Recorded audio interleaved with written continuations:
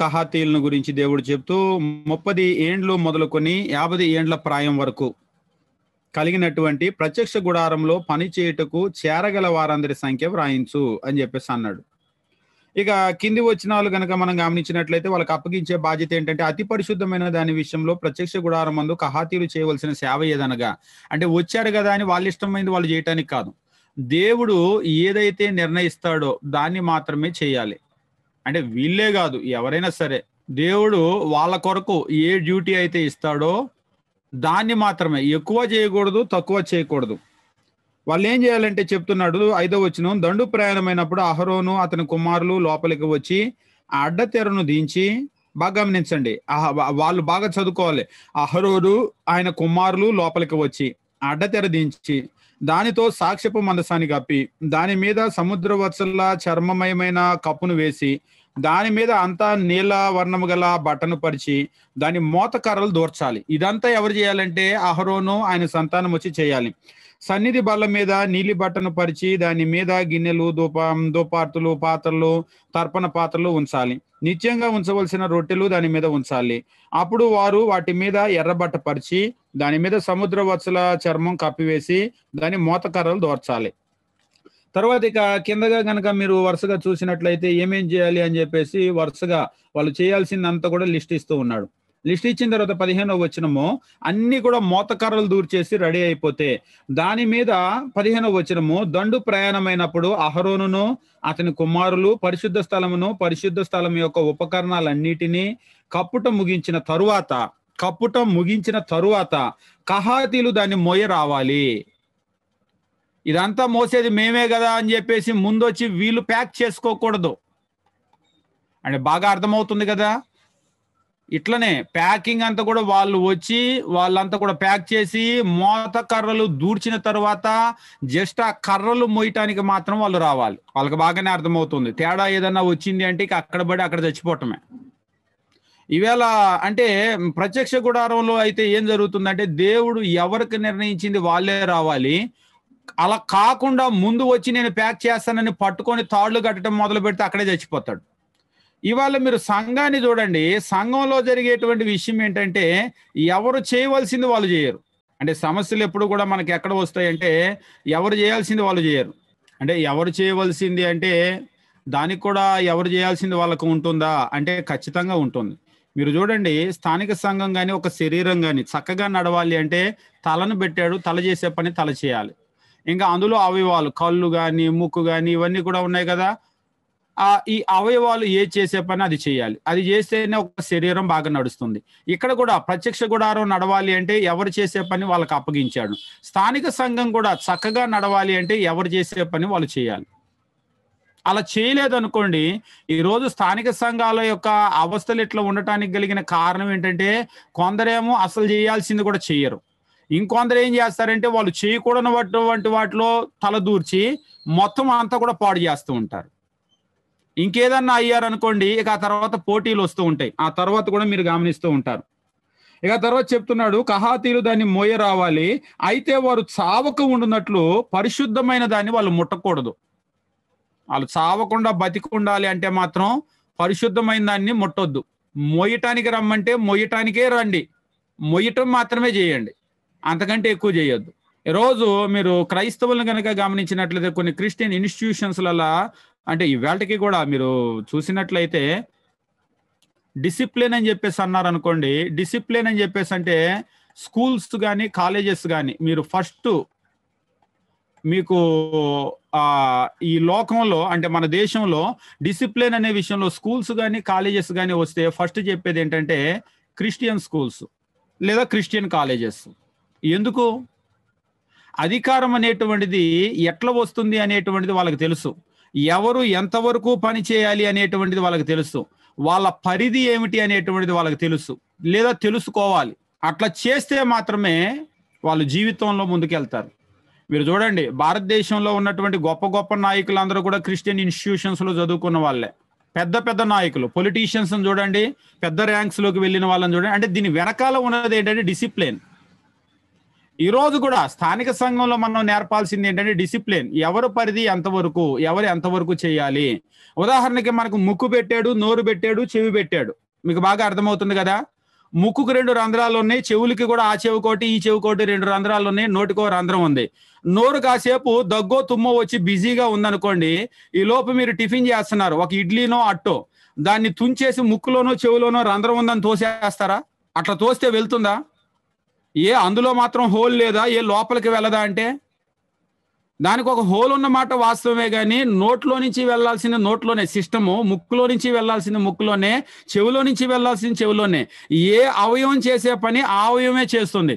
ఒకవేళ ఆ అవయవం కుంటుపడితే, ఉదాహరణకి చెవి, ఆ హోలు అంటే చెవి బాగా పనిచేయట్లేదు, కుంటుపడింది, దాన్ని కన్ను రీప్లేస్ చేయలేదు, ముక్కు రీప్లేస్ చేయలేదు, ఇంకేది కూడా రీప్లేస్ చేయలేదు. అంటే వీళ్ళు చేయాల్సింది వీళ్ళే, ఇంకెవరు కూడా చేయటానికి లేదు. మనం కూడా ఆ పరిధి ఏమిటి అనేటువంటిది మనం నేర్చుకోవాలి. ఆ పరిధి ఏమిటి అనేటువంటిది మనం వాళ్ళకు కూడా నేర్పించాలి స్థానిక సంఘాల్లో. ముఖ్యంగా మన ఇంట్లో ఉన్న పిల్లలు కూడా ఏ గీత అయితే గీసామో దాని మీదే వెళ్ళాలి. అటు వెళ్ళకూడదు, ఇటు వెళ్ళకూడదు. నోట్లో నుంచి వచ్చినటువంటి మాట దాన్ని ఏమంటారంటే కమాండ్. ఒక కంప్యూటర్ కనుక ఇస్తే కమాండ్ ఎట్లయితే చేస్తుందో అట్లాగనే రా అంటే రావాలి, దాన్ని తీసుకొని రా అంటే దాన్ని తీసుకొని రావాలి. నువ్వు కర్రలు దూర్చినప్పుడు మొయ్యి అంటే కర్రలు దూర్చినప్పుడే మొయ్యాలి. కర్రలు దూర్చకుండానే వచ్చేసి ఆ కర్ర నేను దూర్చుకుంటానని పట్టుకున్నాడు అనుకోండి దాన్ని, ఇక అంతే, ఇక ఆ తర్వాత నెక్స్ట్ ఆయన ప్రాణం ఉండదు. అది కాబట్టి వాళ్ళకి చాలా జాగ్రత్తగా చెప్తూ ఉన్నాడు దేవుడు. ఏమంటూ ఉన్నాడంటే మళ్ళీ ఒకసారి, కహాతీలు దాన్ని మోయ రావాలి, అయితే వారు చావక ఉండునట్లు పరిశుద్ధమైన దాన్ని వారు ముట్టకూడదు. మొయ్యటానికి రావాలి, కానీ పరిశుద్ధమైన దాన్ని ముట్టకూడదు. ఇక కింది వచనాలు కనుక వరుసగా మీరు చూసినట్లయితే 29వ వచనం దగ్గర నుంచి మొరారీయులను గురించి తెలియజేస్తూ ఉన్నాడు. మొరారీయులను గురించి 34వ వచనం దగ్గర నుంచి కహాతీయులు వారి వారి వంశం చొప్పున వాళ్ళే ఉన్నటువంటి దాన్ని చెప్తూ ఉన్నాడు. 38 నుంచి మీరు చూసినప్పుడు గెర్షోనీయులు వారి వారి వంశాల చొప్పున ఎవరెవరు ఉన్నారనేటువంటి దాన్ని తెలియజేస్తూ ఉన్నాడు. ఇదంతా కూడా మీరు 4వ అధ్యాయాన్ని చదివేటప్పుడు వాళ్ళు ఏం మొయ్యాలి అనేటువంటి ఈ కహాతీయుల డ్యూటీలు, గెర్షోమీల డ్యూటీలు, మొరారీల డ్యూటీలు, అంటే లేవీలంతా కూడా ఏం మొయ్యాలి అని. వాస్తవంగా మోసేటప్పుడు ఇది చెప్పకపోతే ఏమవుతుంది అంటే, ఉదాహరణకి మోసే పని ఉంది రండి అన్నారు, మోసే పని ఉంది రండి అన్నాం. మనలో ఒక 10 మందో 15 మందో లేకపోతే క్లాసులో ఉన్న 50 మంది వచ్చాం. వస్తే అక్కడ కింద పాత్రలు పెట్టారు ప్రత్యక్ష గుడారంలో, తర్వాత అక్కడ టెంట్లు ఉన్నాయి, టెంట్స్ పెట్టారు, అక్కడ దిమ్మెలు ఉన్నాయి, దిమ్మెలు పెట్టారు, లేకపోతే అక్కడ ఇంకేమైనా ఉన్నాయి అవన్నీ కూడా పెట్టారు. ముందు వచ్చిన వాళ్ళు ఏం సెలెక్ట్ చేసుకుంటారు? మామూలుగా మొయ్యటానికి ఒక పనికి వచ్చినప్పుడు మనిషి ఎట్లా సెలెక్ట్ చేసుకుంటాడు? వీటిలో తేలిక ఏది, అంతేగా, తేలికున్నది మనం కోరుకుంటాం అనమాట. ఫస్ట్ ఇది నాది, ఇది నాది ముందొచ్చి కోరుకుంటాం, అంతేగా. వీళ్ళకి ఆ గొడవేమి కూడా లేదు. ఏది ఎవరికి అనేటువంటిది దేవుడు నిర్ణయించేశాడు, ఇక అట్లా వెళ్లాల్సిందంతే. ముందొచ్చినా వెనకొచ్చినా ముందు నేను కోరుకున్నాను, ఎప్పుడు మీరేనా తేలిక మోసేది, ఎప్పుడు మాకేనా బరువైనటువంటివి, ఇక గొడవేమి కూడా లేదు, మొత్తం కూడా దేవుడే నిర్ణయించేశాడు. అంటే ఒక వ్యవస్థ అనేటువంటిది సాఫీగా జరగాలి అంటే అధికారంలో అంటే తల ఏదైతే ఉంటుందో నిర్ణయాలన్నీ తలే తీసుకోవాలి. నిర్ణయాలు కనుక ఉదాహరణకి దేవుడిది చెప్పలేదనుకోండి, మోసే ప్రతిసారి గొడవే వస్తుంది అక్కడ. వాళ్ళైనా ఎప్పుడు తేలిక, వీళ్ళైనా ఎప్పుడు తేలిక అనేటువంటిది. మనం కూడా ఇందులో నేర్చుకునేది ఏమిటంటే, ఒక వ్యవస్థ సాఫీగా నడవాలి అంటే అధికారం ఏదైతే ఉందో మొత్తం నిర్ణయాలన్నీ కూడా వాళ్ళు తీసుకోవాలి. ఇక్కడ అదే చెప్తూ ఉన్నాడు.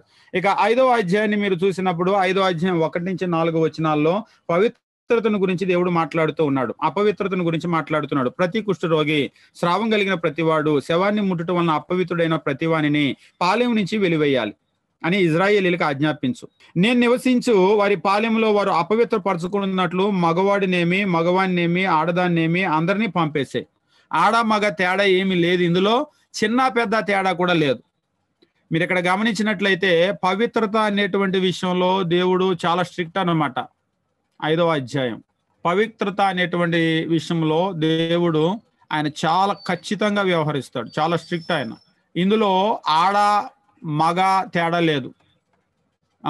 ఎవరైనా సరే, వాళ్ళు ఎవరైనా సరే అపవిత్రుడు అయ్యాడు అంటే జస్ట్ పాలెంలోంచి బయటికి వెళ్ళిపోమని అంతే. మోషే అపవిత్రుడైతే కూడా మోషే పాలెంలోంచి బయటికి నడవాల్సింది అంతే. అంటే ఇందులో మనం మరలా సంఘము అనేటువంటి విషయం కనుక మనం చూసినట్లయితే సంఘములో కూడా పవిత్రత అనేటువంటిది చాలా ముఖ్యం. పవిత్రత అంటే దీన్ని పాపం అనేటువంటిది కనుక ఉంది అంటే వాళ్ళు ఎవరైనా సరే చర్చి బిల్డింగ్ ₹1,00,000 ఇచ్చిన మనిషి అయినా చర్చి బిల్డింగ్ 10 లక్షలు పెట్టి వాళ్ళే కట్టినా సరే వాళ్ళు పాపంలోకి వెళ్ళారు అంటే జస్ట్ నువ్వు బయటికి నడువు అంతే. దీన్నే మనకి క్రొత్త నిబంధనలో ఏమంటాడంటే వెలివేయుట అంటాడు. జస్ట్ వాళ్ళని పంపించే అంతే, గెట్ అవుట్, వాళ్ళు నా దగ్గర ఉండటానికి లేదు. వాళ్ళు ఎవరైనా సరే ఎంతటోళ్ళైనా, ఒకవేళ గొప్ప అయితే నీకు గొప్పేమో, వాళ్ళ ఆడైనా మగైనా ఎంతోళ్ళైనా సరే అపవిత్రులు అయ్యారంటే నా పాలెంలోంచి బయటికి పంపించు, ఆజ్ఞాపించు అని చెప్పేసి అన్నాడు. ఈ రోజు కూడా సేమ్ ప్రిన్సిపల్ స్థానిక సంఘంలో మనం గమనించాల్సింది ఏంటంటే ఆ రోజు ఇజ్రాయేలీల మధ్యలో దేవుడు ఎలాగ ఉన్నాడో ఈ రోజు సంఘము అనేటువంటిది ఆయన కోరుకున్నాడు. ఆయన కోరుకున్నటువంటి ప్రజలను మనల్ని పరిపాలన చేస్తూ ఉన్నాడు.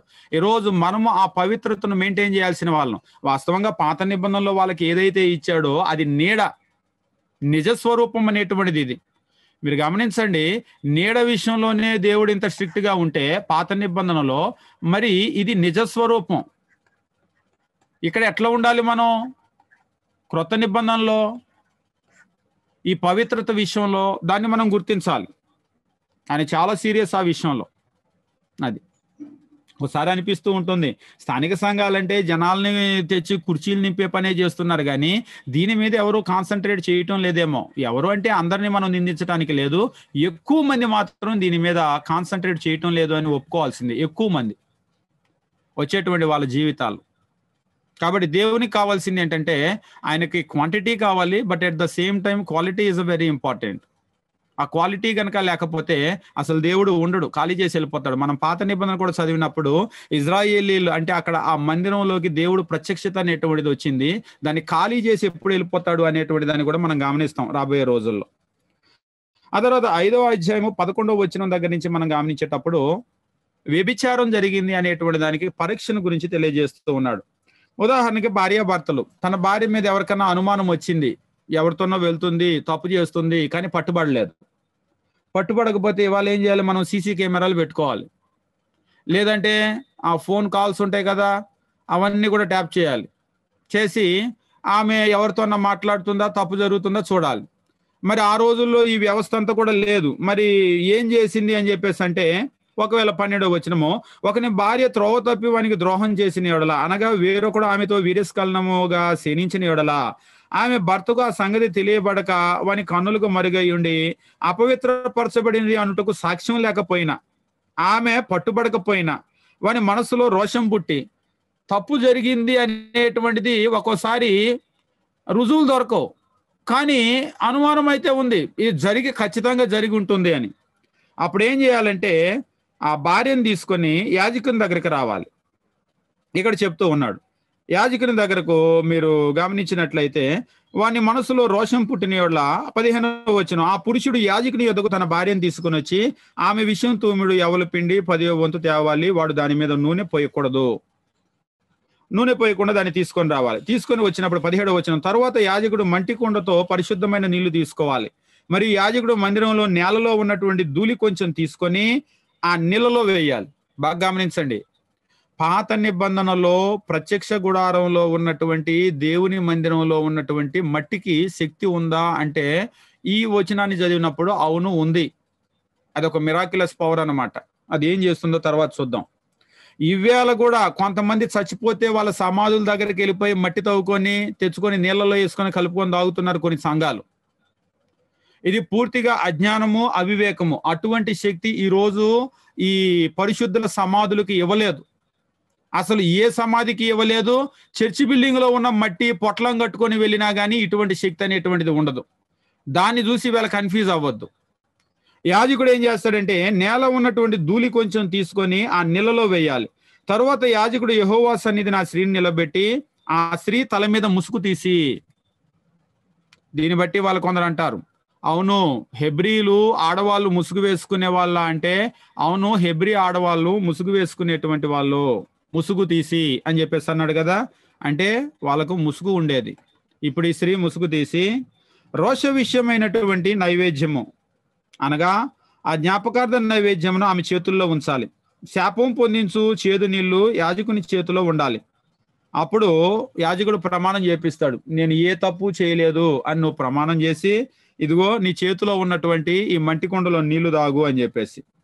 ఒకవేళ ఆ నీళ్లు తాగిన తర్వాత ఆమె 22వ వచనంలో ఆ స్త్రీ శపథ ప్రమాణం చేయించిన తర్వాత ఆ స్త్రీ ఆమెన్ అని చెప్పాలి. ఆమెన్ అంటే అలాగ జరుగును గాక అని యాజకుడు చెప్తాడు.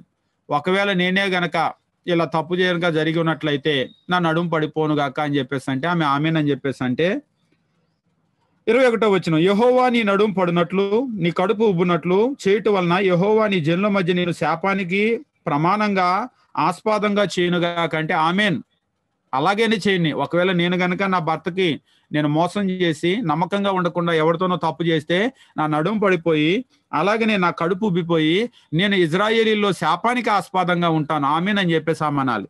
ఆ నీళ్లు తాగింది. తాగిన తర్వాత ఒకవేళ పొరపాటున ఆమె కనుక తప్పు చేసింది అనుకోండి, ఆమె కడుపు ఉబ్బిపోతుంది, ఆ తర్వాత ఆమె నడుము పడిపోతుంది. అంటే దాని అర్థం ఏంటి? అవునా కాదా అనేటువంటిది దేవుడు నిర్ణయిస్తాడు.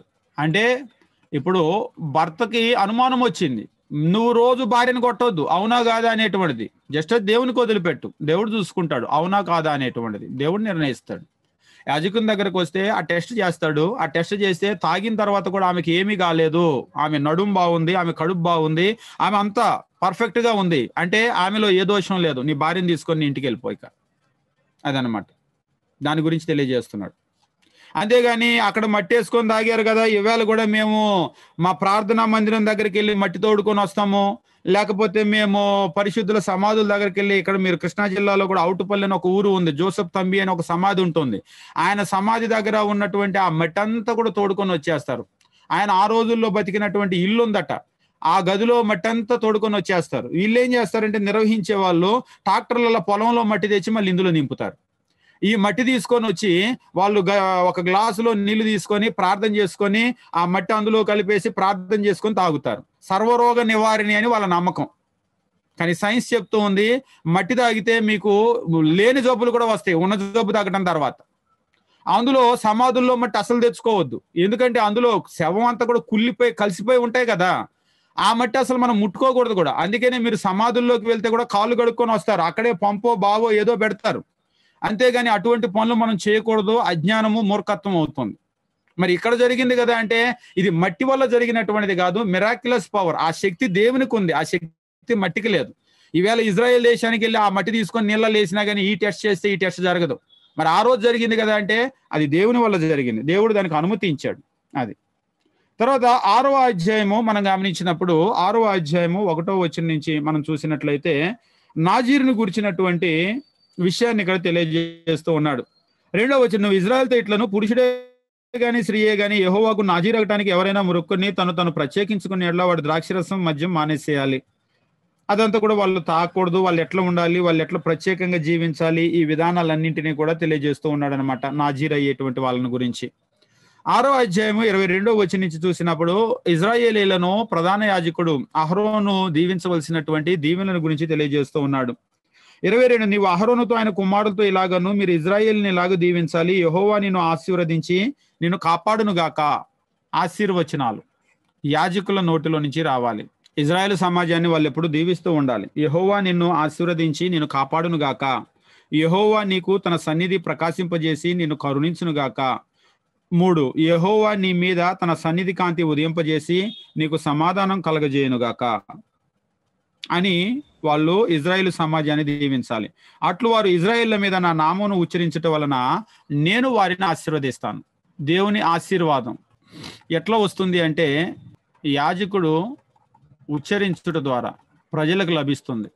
అంటే ఈ ఉచ్చరణ అనేటువంటి దీనికి శక్తి ఉందా అంటే అవును, దీనికి ఆ శక్తి ఎక్కడి నుంచి అంటే దేవుడు ఇచ్చేటువంటి శక్తి. అది వాస్తవంగా వాళ్ళ మాటకున్న శక్తి కాదు, వాళ్ళు ఎప్పుడైతే ఆ ఉచ్చరణ అనేటువంటిది చేశారో దేవుడు దాన్ని దీవిస్తాడు. అంటే దాని వెనకాల ఉన్నటువంటిది ఎవరంటే దేవుడు.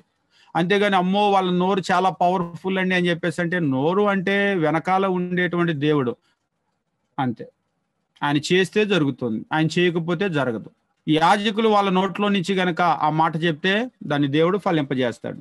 అంటే ఇజ్రాయేలీలు దీవెన కావాలి అంటే వాళ్ళు యాజకుని దగ్గరకు వచ్చి ఆ యాజకుడు గనక వాళ్ళని దీవించాడు అనుకోండి, ఆ దీవెన వాళ్ళకు వస్తుంది. దాని గురించి తెలియజేస్తూ ఉన్నాడు. అంటే మన నోరు అనేటువంటిది చాలా ముఖ్యము. మన నోటులో నుంచి ఆశీర్వాదము, శాపం ఈ రెండు కూడా వస్తూ ఉంటాయి. ఇది చాలా జాగ్రత్తగా మనం చూసుకోవాలి. ఒకసారి నోటి మాటలే కదా అని అనుకుంటాం. లేదు, ఈ నోటి మాటలు ఫలిస్తాయి. ఎట్లా ఫలిస్తాయి అంటే శాపం కూడా ఫలిస్తుందా అని కొందరు అంటారు. శాపం కూడా ఫలిస్తుంది, బ్రహ్మాండంగా ఫలిస్తుంది. దీన్నే మనం ఏమంటామంటే, ఒకవేళ ఉచ్చరణ అంటే దాన్ని ఏంటంటే దీవించు అని దేవుడిని అడగటం, లేదా శపించు అని దేవుడిని అడగటం, అంతే కదా. అడగటం అంటే దానికి మరొక రకంగా మనం చెప్పినట్లయితే ప్రార్థన అని అంటాం. ఆశీర్వచనము, శాపవచనం మనం చెప్పేది ఏంటంటే, దేవుడు ఉంటాడు, ఆయన దీవించమని అడుగుతున్నాం. దేవుడు ఉంటాడు, ఆయన శపించమని అడుగుతున్నాం. మే గాడ్ బ్లెస్ యూ అంటాం, నేను దేవుడు దీవించాలి అని, లేకపోతే దేవుడు నేను శపించాలి అని. ఉదాహరణకు ఏలియాని చూడండి. ఏలియాని కనుక చూసినట్లయితే, అయ్యా వీళ్ళకి వర్షం ఇవ్వద్దు అని చెప్పేసి అడిగాడు. అంతే, 3.5 సంవత్సరాలు ఆపేశాడు దేవుడు. ఒక చుక్క కూడా దేశం మీద కురవలేదు. దాన్నే మనకి క్రొత్త నిబంధనలో కూడా చెప్తూ ఉంటాడు. నీతిమంతుల విజ్ఞాపన అనేటువంటిది, వాళ్ళ మనవి, వాళ్ళ ప్రార్థన బహు బలము గలదై ఉండును. దానికి బహు బలం ఉంటుంది.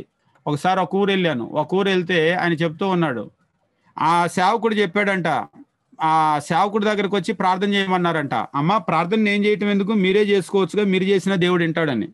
ఇక అప్పటి నుంచి సేవకుడి దగ్గరకు వచ్చి ప్రార్థన చేయించుకోవటం మానేశారంట.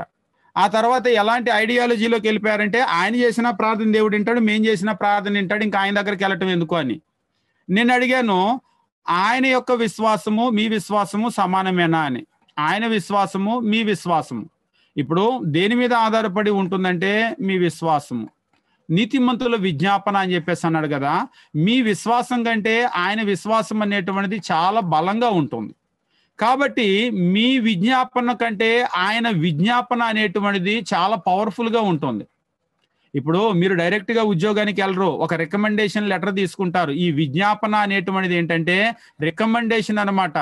ఒక రకంగా మనం దేవుని దగ్గరికి మనం నేరుగా ప్రార్థన చేస్తాం. మనం నేరుగా ప్రార్థన చేసి మళ్ళీ సేవకుడి దగ్గరికి వెళ్ళి ఆయన తరపున రికమెండ్ చేపిస్తాం అనమాట. అయ్యా పలానా వాళ్ళు ఉన్నారు, కొంచెం వాళ్ళని దీవించు, లేకపోతే పలానా అవసరంలో ఉన్నారని. ఎప్పుడైతే వీళ్ళు రికమెండ్ చేశారో వాళ్ళ విశ్వాసాన్ని బట్టి, అంటే ఒకవేళ మీరు చూడండి, ఒకవేళ మనకు ఉద్యోగం రాకపోయినా కానీ మన తరపున ఎవరైనా గట్టి వ్యక్తి కనుక రికమెండేషన్ ఇచ్చాడు అనుకోండి, ఆయన్ని బట్టి ఆ పని జరిగిద్ది. కాబట్టి దాన్ని మనం గుర్తించాలి. అందరి ప్రార్థన ఒకే శక్తి ఉంటుంది అనుకుంటే అది ఖచ్చితంగా తప్పు. అట్లా ఉండదు. ఇజ్రాయేలీల్ని దీవించవలసినటువంటి విధానాన్ని గురించి అక్కడ తెలియజేయటం జరిగింది, ఎలా దీవించాలి అనేటువంటిది. ఇక 7వ అధ్యాయము 1వ వచనం దగ్గర నుంచి మనం గమనించినప్పుడు, ప్రత్యక్ష గుడారాన్ని ప్రతిష్ఠించినప్పుడు వాళ్ళు అర్పించినటువంటి బలులను గురించి తెలియజేశారు. వాళ్ళు అర్పించినటువంటి బలిలో ఒక ముఖ్యమైనటువంటి విషయం ఉంది, దాన్ని నేను చెప్పి నేను ముందుకు వెళ్తాను. 7వ అధ్యాయం మీరు గమనించినట్లయితే 7వ అధ్యాయం 3వ వచనం, వారు ఇద్దరిద్దరు చొప్పున ఒక బండి, అంటే ఇజ్రాయేలీల్లో మొత్తము 12 మంది గోత్ర ముఖ్యులు ఉన్నారు కదా. ఈ 12 మంది చేసినటువంటి పని ఏమిటంటే, ఇద్దరిద్దరు చొప్పున ఒక గూడు బండి, మొత్తము 6 గూడు బండ్లు తెచ్చారు. గూడు బండ్లు 6 దేవుని దగ్గరకు తీసుకొని వచ్చారు. 12 ఎద్దులు, మొత్తం 12 ఎద్దులు తీసుకొని వచ్చి దేవునికి ఇచ్చారు. వారు మందిరం ఎదుటకు వాటిని తీసుకొని వచ్చారు. వాళ్ళు తీసుకొని వస్తే ఆయన ఏం చేశాడంటే, 7వ వచనము మీరు చూసినప్పుడు 7వ వచనంలో, 7వ అధ్యాయము 7వ వచనంలో చెప్తూ ఉంటాడు. 7వ అధ్యాయంలో 2 బండ్లు, ఎద్దులు 4, అంటే ఒక్కొక్క బండికి 2 ఎద్దులు కావాలి కదా, ఎద్దులు 4. వీటిని తీసుకొని ఇవి గెర్షోనీయులకి ఇచ్చాడు. బండ్లు 4, ఎద్దులు 8, 4 బండ్లు 8 ఎద్దులు, ఇవి తీసుకొని మొరారీలకి ఇచ్చాడు. అంటే మీకు అర్థమైపోయి ఉంటుంది, కహాతీలకు లేవు, అంతే కదా. మొత్తము గూడు బండ్లు 6, 2000కి ఇచ్చేసాడు, 4000కి ఇచ్చేసాడు, అయిపోయినాయి. ఎద్దులు 12, 4000కి ఇచ్చేసాడు, 8000కి ఇచ్చేసాడు, మరి వీళ్ళకి లేవు. ఇక మీరు మాత్రం భుజాల మీద పెట్టుకుని మొయ్యండి అన్నాడు. అదేంటయ్యా, వాళ్ళందరికీ బండ్లు ఇచ్చావు, మాకు కూడా ఇస్తే మేము మా పని సులువుగా ఉండేది కదా అంటే, ఈ కహాతీలు మొయ్యవలసింది ఏంటంటే ప్రత్యక్ష గుడారం లోపల ఉండేటువంటివి. ప్రత్యక్ష గుడారం లోపల ఏవైతే ఉంటాయో అవి, ఒకవేళ లోపల ఉండేటువంటి ఉపకరణాలు. మీకు మందసం కూడా దావీదు కాలంలో మందసాన్ని బండి మీద పెట్టి తీసుకెళ్తారు. లేదు, అది మందసం అనేటువంటిది చేతి మీద మొయ్యాలి, బండి మీద మొయ్యకూడదు. ప్రిన్సిపల్ అది. మరి వీళ్ళందరికీ ఇచ్చాడు కదా అంటే పాపం వీళ్ళందరికీ బయట ఇప్పుడు దిమ్మెలు కానీ కర్రలు కానీ టెంటులు కానీ ఇవి ఉన్నాయి కదా బరువైనవి, అవి వీళ్ళకి ఇచ్చాడు బరువైనవి. అందుకనే వీళ్ళకి బండ్లు ఇచ్చాడు, మొరారీలకు కానీ గిర్షమీలకు కానీ. వీళ్ళకి లోపల ఉండే ఉపకరణాలు ఇచ్చాడు. మీరు దావీదుని కూడా చూడండి, ఫస్ట్ ఆయన ఏం చేస్తాడంటే మందసం తెప్పించేటప్పుడు బండి మీద పెడతాడు. బండి మీద పెట్టి తీసుకొని వచ్చేటప్పుడు నాకోరు కళ్ళం దగ్గరికి వచ్చినప్పుడు అది కాలు జారిపోతుంది ఎడ్లకి. ఉజ్జా అనేటువంటి ఆయన చేయి జాపి పట్టుకున్నందువల్ల వెంటనే ఆయన చచ్చిపోతాడు. అక్కడే పెట్టేస్తారు. ఇక ఆ తర్వాత ఎందుకు ఇలా జరిగింది అని అడిగినప్పుడు మొత్తము ఉన్నటువంటి ధర్మశాస్త్రం అంతా తిరగేస్తే, అయ్యా మందసం తెచ్చేటువంటి విధానం అది కాదయ్యా, అది చేతి మీద మోయాల్సినటువంటిది. నువ్వు రాజు అయ్యావు, నీ దగ్గర వందల వేల లక్షల కోట్ల రూపాయలు ఉన్నాయి. నువ్వు ఒకవేళ కావాలనుకుంటే బండి పెట్టవచ్చు, ఈవేళ లెక్కలో అయితే కార్లు పెట్టవచ్చు, బంగారం పెట్టవచ్చు. నువ్వు ఏం పెట్టగలిగినటువంటి స్తోమత నీకున్నా, కానీ నువ్వు చేతి మీదే మోయించాలి అది. ఎందుకంటే ఆయన చేతి మీదే మోయమన్నాడు. రోజులు మారినాయి కదా, బండి పెడతాను కారు పెడతానంటే కుదరదయ్యా, చేతి మీద మొయ్యి అంటే చేతి మీదే మొయ్యాలి. అది ఎవరి చేత మోయించాలి అంటే కహాతీలు రావాలయ్యా. అంతేగాని దావీదు చూడండి, ఫస్ట్ ఆయన చేసింది ఏంటంటే అంటే లేవీలు వీళ్ళు చేయాల్సినటువంటి పని. దావీదు ఫస్ట్ చేసింది ఏంటంటే వ్యారియర్స్ని పట్టుకొని వెళ్ళాడు. అంటే మన భాషలో చెప్పాలంటే పహిల్వాళ్ళు అనమాట. కొన్ని వందల వేల మంది యోధుల్ని పట్టుకెళ్ళి వీళ్ళతో అట్టహాసంగా తీసుకొస్తున్నాడు. మందసం కాలు జారి ఉజ్జా చచ్చిపోయాడు. యోధులు ఏం చేయలేకపోయారా? ఇంతమంది కండలు పెంచిన వాళ్ళు ఉన్నారు కదా అంటే ఏం చేయలేకపోయారు. అంటే దేవుడు చెప్పింది జరగకపోతే కండలు పెంచిన వాళ్ళు ఎంతమంది ఉన్నా, కత్తులు గుర్రాలు రథాలు ఉన్నా కానీ ఎవరు ఏమి చేయలేరు, ఎవరు అడ్డుపడలేరు. ఆయన చెప్పింది జరగలేదు అంటే మాత్రం వినాశనం రావాల్సిందే. ఈవేళ కూడా సేమ్ ప్రిన్సిపల్, దేవుడు ఏం చెప్పాడో దాని ప్రకారం వెళ్ళండి. ఎంత మునగాళ్ళు వచ్చినా కానీ ఆయన చెప్పింది జరగలేదు అంటే ఆయన ఏం చేయాలనుకుంటాడో ఆ కీడు చేస్తాడు, ఎవడు దాన్ని ఆపలేడు. సంఘం అనేటువంటి విషయంలో కూడా ఆయన ఎలాగైతే చెప్పాడో సేమ్ అదే ప్రిన్సిపల్తో మీరు ముందుకు వెళ్ళిపోండి. మీరు కొన్ని చోట్ల కనుక మనం గమనించినప్పుడు ఏం చేస్తూ ఉంటారంటే వీళ్ళు ఒప్పుకోరు బ్రదర్, వాళ్ళు ఒప్పుకోరు బ్రదర్, వాళ్ళు బలం ఉన్నోళ్ళు బ్రదర్, డబ్బు ఉన్నోళ్ళు బ్రదర్ అని చెప్పేసి అంటారు. Nothing doing. దేవుడు పాత నిబంధనలో మందసము, క్రొత్త నిబంధనలో సంఘము అనేటువంటి విషయం దగ్గరకు వచ్చేసరికి ఆయన ఏం చెప్తాడో అదే చేయండి. ఏం చెప్తాడంటే సంఘానికి ఏం పేరు పెట్టాలి, ఆయన చెప్పిన పేరే పెట్టండి. సంఘము రక్షణ అంటే ఏంటి నమూనా, ఆయన ఏం చెప్పాడో అదే చెప్పండి. ఆరాధన మనం ఎట్లా చేయాలి, ఆయన ఏం చెప్తాడో అదే చేయండి. వాయిద్యాలు కొట్టాలా వద్దా నువ్వు నిర్ణయించొద్దు, నీ ముందోళ్ళు మీ తాత ముత్తాత వాళ్ళు నిర్ణయించొద్దు, మీ సేవకులు నిర్ణయించొద్దు. ఈయన ఏం చెప్పాడో ఆ పాత అడుగు జాడలు ఇర్మియా గ్రంథంలో చెప్తాడు. పురాతనమైన మార్గాలు ఉన్నాయి కదా, వాటిని గురించి ఒక్కసారి మీరు పరిశీలన చేయండి. మేలు కలిగే మార్గం ఏది అని అందులో నడవండి. ఒక్కసారి మీరు పరిశీలన చేయండి, తిప్పి గ్రంథం వెనక్కి తిప్పి. ఈవేళ కూడా సంఘం ప్రారంభించాలి అంటే పేరేం పెట్టాలి పరిశీలన చేయండి. రక్షణ అనేటువంటిది ఎలా దేవుడు చెప్పాడు పరిశీలన చేయండి. ఆరాధన అనేటువంటిది ఎట్లుండాలి పరిశీలన చేయండి. ఇదే కాదు, ప్రతి విషయం కూడా పరిశీలన చేయండి. ప్రతి విషయం కూడా పరిశీలన చేయండి. లేకపోతే ఏమవుతుంది అంటే వినాశనమే అంతే. ఎంత యోధులు కండలు పెంచి గుర్రాలు రథాలు కత్తులు గుదీలు పట్టుకొని వచ్చినా ఎవరు ఆపలేరు. ఉజ్జాని సావకుండా యోధులు ఎవరు ఆపలేకపోయారు. సాక్షాత్తు దావీదు అక్కడ ఉన్నాడు. దావీదు వస్తే యుద్ధ భూమిలో వాళ్ళందరూ వణికేవాళ్ళు. దావీదు ఓడిపోయిన యుద్ధమేమీ లేదు. కానీ దావీదు అక్కడ ఉండగానే ఉజ్జా చచ్చాడు. దావీదు ఆపలేకపోయాడు. దావీదు సర్వసైన్యం ఆపలేకపోయింది. ఎవరు ఆపలేరు.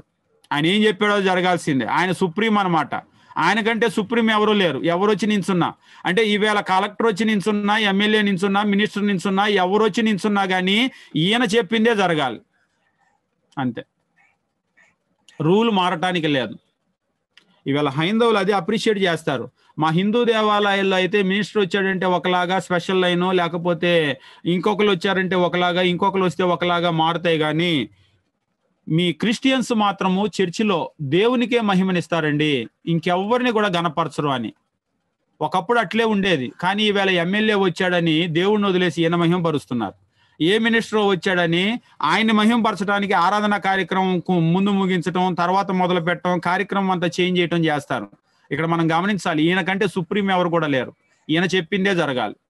అంటే వాళ్ళు ₹1,00,000 చర్చికి డబ్బులు ఇచ్చారండి, ఏదో వాళ్ళు పేరు పెట్టమన్నారని పెట్టామంటారు. వాళ్ళు ₹1,00,000 ఇచ్చారని నువ్వు పేరు మార్చడానికి లేదు. ఈయన సుప్రీం, ఈయన కంటే ఎవరు లేరు. ఆయన 1,00,000 ఇచ్చాడు. ఈయన నీ జీవితంలో అన్నీ ఇచ్చాడు. కాబట్టి వాళ్ళు చెప్పారు వీళ్ళు చెప్పారు కాదు, ఈయన చెప్పిందే జరగాలి. జరగలేదు అంటే మాత్రం అక్కడ ఆశీర్వాదం ఉండదు. దాన్ని మనం గమనించవలసినటువంటి అవసరం ఉంది. కాబట్టి 7వ అధ్యాయం మనం గమనించేటప్పుడు మనం ఏం చూస్తామంటే, అక్కడ ఎడ్ల బండ్లు ఇచ్చినప్పుడు, ఎద్దులు ఇచ్చినప్పుడు అక్కడ కహాతీలకి ఇవ్వలేదు, కానీ గెర్షోమీలకి మొరారీలకి ఇచ్చాడు. ఒకరికి మీరు చూసినట్లయితే 2 బండ్లు ఇచ్చాడు, ఒకరికి చూస్తే 4 బండ్లు ఇచ్చాడు. అంటే వాళ్ళు ఏం మోయాలి అనే దాన్ని బట్టి ఇచ్చాడు. అంతేగాని తలా 2 పంచుకోండి అని చెప్పేసి అక్కడ ఇవ్వలేదు. వాటిని మనం గమనించవలసినటువంటి అవసరం ఉంది. అవి ఎట్లా మొయ్యాలి, ఎవరెవరికి ఏమేమి ఏర్పాటు చేశాడు వాటిని. 8వ అధ్యాయం మీరు గమనించినప్పుడు 8వ అధ్యాయం 1 నుంచి మీరు చూసినట్లయితే దీపాలను గురించి తెలియజేస్తూ ఉంటాడు.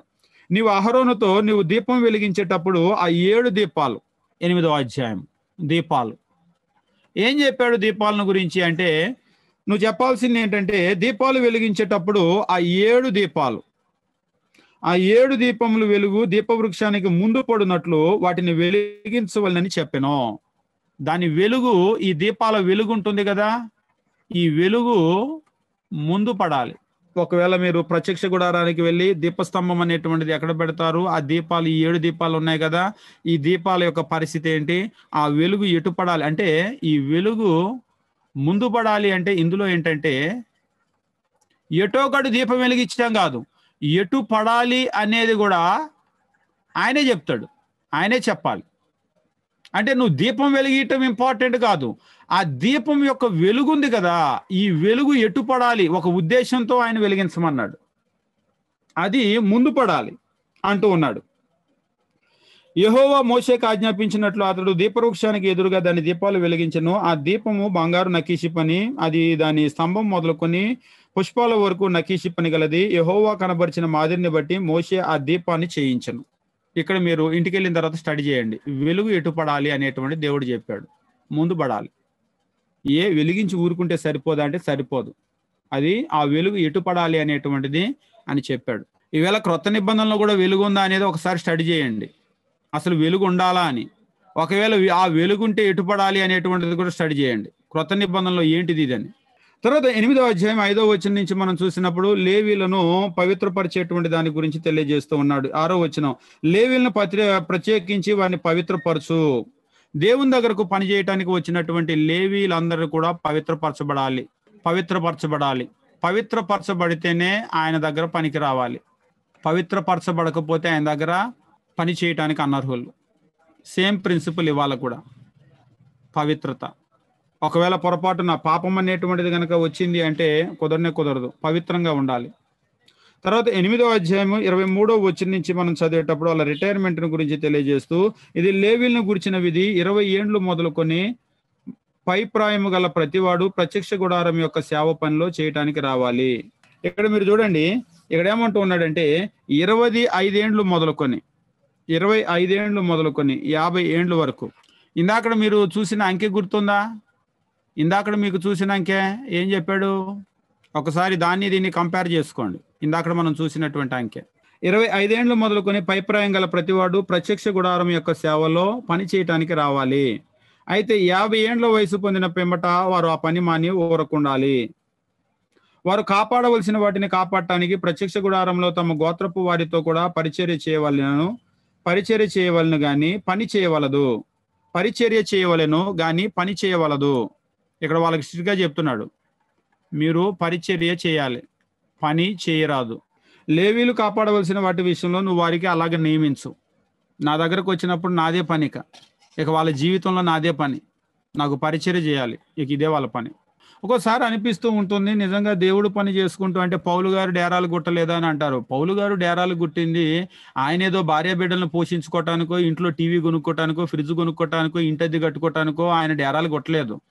ఆయన డేరాలు గుట్టింది ఎందుకు అంటే వాళ్ళ పోషణ కొరకు, ఆయన దగ్గర ఉన్న వాళ్ళ పోషణ కొరకు, తినటానికి. అన్న వస్త్రాలు మాత్రం ఇచ్చేస్తే ఆయన పని చేసేవాళ్ళు. వాళ్ళు అన్న వస్త్రాలు తినటానికి ఉండటానికి ఉంటే ఇక ఆయన పనిలోకి వెళ్ళిపోయేవాళ్ళు ఆలోచన చేయకుండా. అంతేగాని వాళ్ళేదో ఇవాళలాగా మనం అద్దెలు కట్టుకోవటానికి, లేకపోతే టీవీలు కొనుక్కోవటానికి, పిల్లల ఫీజులు కట్టుకోవటానికి, వీటన్నింటినీ నెత్తి మీద పెట్టుకొని వాళ్ళు ఉద్యోగాలు చేయలేదు. నిజంగా ఈవేళ అన్న వస్త్రాలు ఉంటే నేను పని చేస్తాను అంటే సంఘం ధారాళంగా పోషిస్తుంది, ధారాళంగా. ఎంత భేదోళ్ళు కూడా గుప్పెలు విప్పి గనక వాళ్ళ గుప్పెడు గనక తీసుకొని వచ్చిస్తే మన కడుపుకైతే సేవకులకి అవి సరిపోతాయి పని చేయటానికి. నా కొడుకు కూడా ఇంగ్లీష్ మీడియం చదవాలి, నాకు కూడా ఏదో కారు కావాలి, నాకు కూడా అది కావాలి, నాకు కూడా అందరిలాగా పెద్ద నిలువెత్తు ఫ్రిడ్జ్ కావాలి, పెద్ద టీవీ కావాలంటే నాకులాగా అంటే వాళ్ళందరికీ ఎందుకు వచ్చినాయి అవి? ఇప్పుడు ఈయన ఏం చేస్తున్నాడంటే విశ్వాసం చూస్తున్నాడు. విశ్వాసుని చూసి ఇప్పుడు ఈ సేవకుడు ఏం చేస్తున్నాడు? వాళ్ళకలాగా అంటున్నాడు. ఇప్పుడు వాళ్ళకి అవన్నీ ఎలా వచ్చినాయి? వాళ్ళకి ఉద్యోగం ఉంది, లేదా వాళ్ళకి పని ఉంది, లేదా వాళ్ళకి జీతం ఉంది. ఇప్పుడు నీకు వాళ్ళకలాగా నాకు కూడా కావాలి అంటే వాళ్ళకలాగా నాకు టీవీ కావాలి, వాళ్ళకలాగా ఇంగ్లీష్ మీడియంలో నా పిల్లలు చదవాలి, లేకపోతే వాళ్ళకలాగా నాకు కూడా ఒక రిఫ్రిజిరేటర్ కావాలి, లేకపోతే వాళ్ళకు ఉన్నటువంటి వస్తువులన్నీ నాకు కావాలి. ఇవన్నీ నీకు కావాలంటే నువ్వేం చేయాలి? నువ్వు కూడా వాళ్ళకలాగా ఉద్యోగమో పనో చేసుకొని ఆ జీతం పొందాలి. ఇక నీ సేవ వదిలిపెట్టేయాలి. అవును, వాళ్ళకలాగా అవ్వాలంటే నువ్వు వాళ్ళు చేసే పని చేయాలి. చివరికి అదే చేస్తున్నారు. మొన్న ఒక సేవకుడిని గురించి అడిగితే ఇప్పుడు ఆయన ఏం చేస్తున్నాడంటే, ఆయన కారు కొన్నాడంట. కారు కొన్న తర్వాత ఈ కారుకి ఈఎంఐలు కట్టడానికి సెక్యూరిటీ ఉద్యోగంలో చేరాడట. నేను అడిగాను, సెక్యూరిటీ ఉద్యోగం చేసుకుంటా ఇక ఈ కారు వేసుకొని ఎక్కడికి తిరుగుతాడు అని. దేవుడిచ్చే రోజు కారు వచ్చింది. వాళ్ళు కారు కొన్నారు సేవకి, వీళ్ళు కారు కొన్నారని పాపం ఈయన కారు కొన్నాడు. కారు కొన్న తర్వాత అమ్మితేనేం బాగుండదు, అమ్మితే బాగుండదని సెక్యూరిటీ ఉద్యోగం చేరాడంటే నేను అడిగాను, మరి సెక్యూరిటీ ఉద్యోగం చెప్పుకోవటానికి బాగుందా అని. ఎక్కడో ఒక మాల్ దగ్గర గుమ్మం దగ్గర నించుంటున్నారంట. చూసిన వాళ్ళందరూ తెలిసిన వాళ్ళు వందనాలు అంటున్నారంట. అక్కడ కూడా అవమానం అనిపించి మానేశాడంట సెక్యూరిటీ. ఈ తిప్పలన్నీ ఎందుకు వచ్చినాయి అంటే ఈ కారుకి ఈఎంఐ కట్టాలి. అంటే కారుకి ఈఎంఐ కాదు, టీవీలకు కూడా ఈఎంఐ ఉంటాయి, ఫ్రిడ్జ్లకు కూడా ఈఎంఐలు ఉంటాయి. దేవుడైతే అక్కడ చెప్పాడు వాళ్ళు పరిచర్య చేయాలి, పని చేయకూడదు. వాళ్ళ సొంత పనులు ఏమైనా ఉంటాయి కదా, వాటి విషయంలో జాగ్రత్త. ఒకవేళ మనం ఆ పనులన్నీ కనుక మీద పెట్టుకుంటే అసలు దేవుడు పని చేయలేం, ఆ ప్రమాదమే ఉంటుంది. అందుకని అపవాది ఏం చేస్తాడంటే మనల్ని ఇరికించేస్తూ ఉంటాడు. 9వ అధ్యాయము 1వ వచనం నుంచి మనం చూసినప్పుడు పస్కా పండుగను వాళ్ళు ఆచరించినటువంటి దాని గురించి తెలియజేస్తూ ఉంటాడు. 2వ సంవత్సరం మొదటి నెల యెహోవా సీనాయి అరణ్యమందు మోషేకి ఇలాగ సెలవిచ్చాడు. మొదటి సంవత్సరం మొదటిసారి పస్కా చేశారు కదా, ఇప్పుడు ఇది 2వ సంవత్సరం వచ్చింది. పస్కా వచ్చినప్పుడు దాన్ని ఎట్లా ఆచరించాలి అనేటువంటి దాన్ని తెలియజేశాడు. అయితే ఇక్కడ ఏమైందంటే 6వ వచనం, కొందరు నరశవం ముట్టుట వలన అపవిత్రులై ఆ దినం పస్కాను ఆచరించలేదు. ఇప్పుడు శవాన్ని ముట్టారు, శవాన్ని ముడితే ఏంటి? అపవిత్రుడు బయటికి వెళ్ళిపో. పాలెం వెలుపలు ఉన్నారు వాళ్ళు. పాలెం వెలుపల పస్కా జరుపుకోమంటావా అంటే అపవిత్రుడు అట్లా జరుపుకోవటానికి లేదు. మరి ఇప్పుడు ఏమైపోయిందంటే వాళ్ళు పాలెం వెలుపులోకి వెళ్ళిపోయి అక్కడ పస్కా జరుపుకోలేకపోతే నరసింహం ముట్టడం వలన అపవిత్రులమైతిమి, మరి మేము నియామక కాలంలో మేము అది ఆచరించలేకపోయాము అన్నప్పుడు మీ విషయంలో యెహోవా ఏం చెప్తాడో నేను అడుగుతాను అని అన్నాడు. 11వ వచనం, వారు 2వ నెల 14వ దినం. వాస్తవంగా ఏం చేయాలంటే మొదటి నెలలో జరపాలి. మొదటి నెల 14వ తేదీ చేయలేకపోయేసరికి దేవుడు ఏమన్నాడంటే 2వ నెల 14వ దినం. కానీ ఖచ్చితంగా మాత్రం ఆచరించాలని చెప్పు, మానటానికి లేదు. అంటే దాని అర్థం ఏంటంటే మిస్ అవటానికి లేదు, మిస్ అవ్వద్దు. అది చాలా ఇంపార్టెంట్, వాళ్ళకి చెప్పు అని చెప్పేసి అన్నాడు. తర్వాత 9వ అధ్యాయం 15వ వచనం నుంచి, మేఘం వచ్చి ఆ మందిరము మీద కమ్మటాన్ని గురించి తెలియజేస్తున్నారు. వారు మందిరము నిలవబెట్టిన దినమున మేఘము సాక్ష్యపు గుడారములోని మందిరమును కమ్మెను. సాయంకాలం మొదలుకొని ఉదయం వరకు అగ్ని వంటి ఆకారము మందిరం మీద ఉండెను. నిత్యము అలాగే జరిగెను. 18వ వచనం, వాళ్ళ ప్రయాణం అనేటువంటి చెప్తున్నాడు. యెహోవా నోటి మాట చొప్పున ఇజ్రాయేలీలు ప్రయాణమై సాగిరి.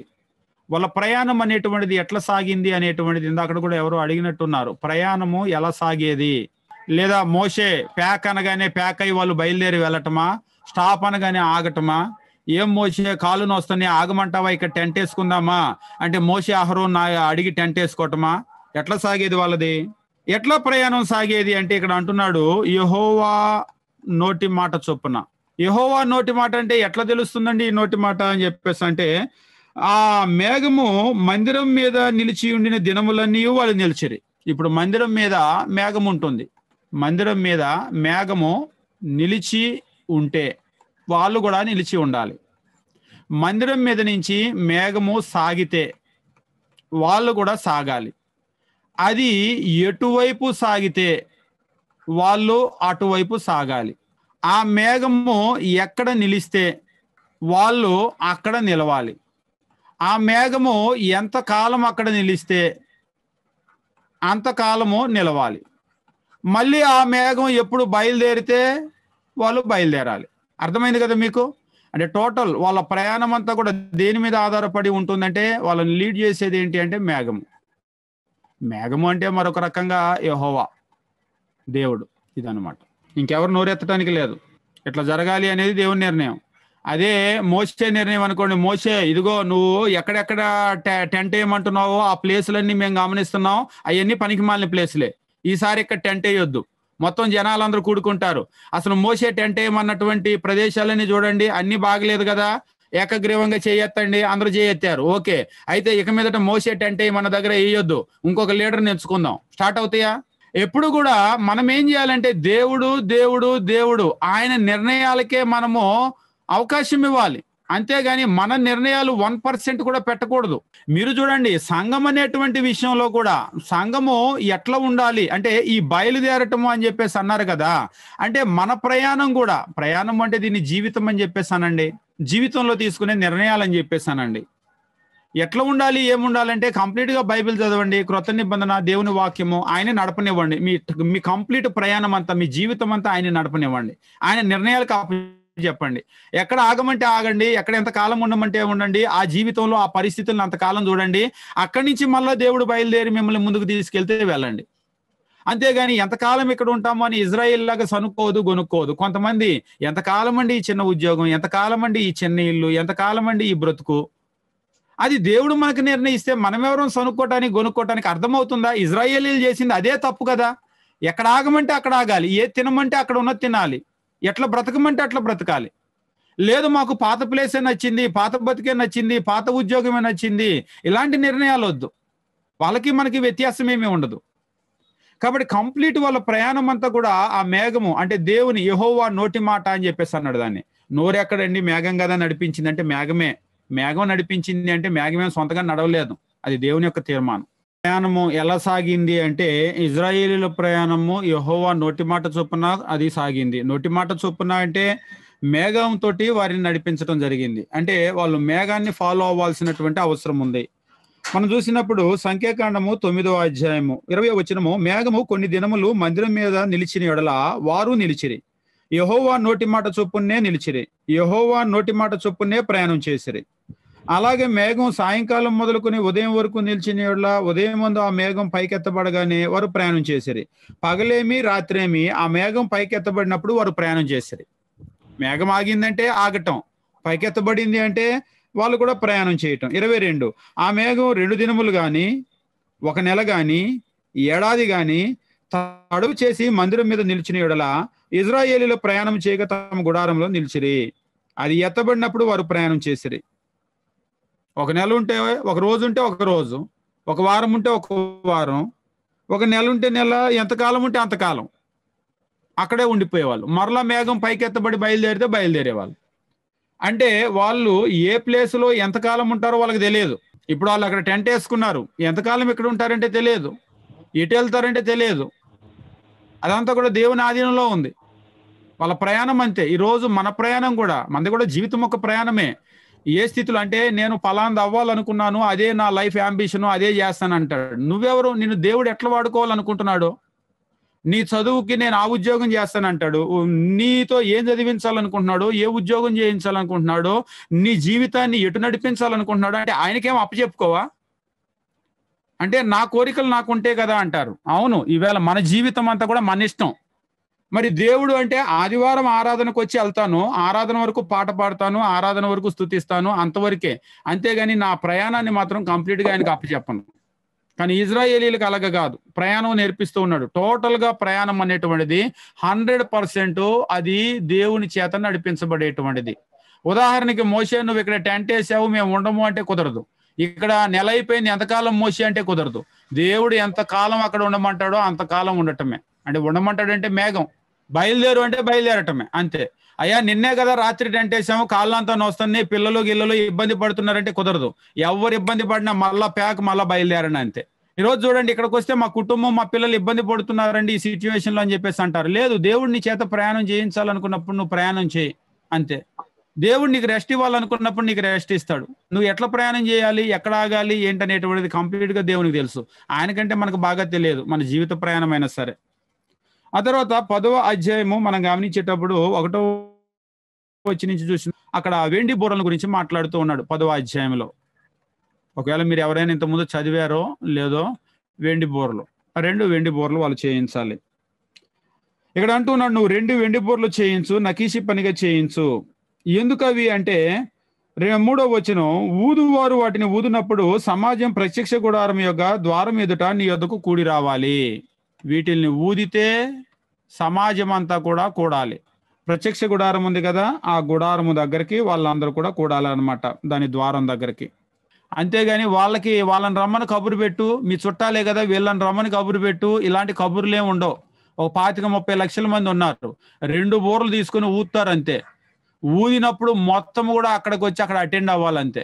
నువ్వెవరైనా సరే, నువ్వు ఏ పనులైనా ఉన్నా సరే, నువ్వు ఎక్కడైనా ఉండు, నువ్వు ఎంత పనులైనా ఉండు, మోత నీకు వినబడింది అంటే, బోర ఊదటం వినబడింది అంటే నువ్వు అక్కడ వచ్చి అటెండ్ అవ్వాలంతే, ఈ ద్వారం దగ్గర.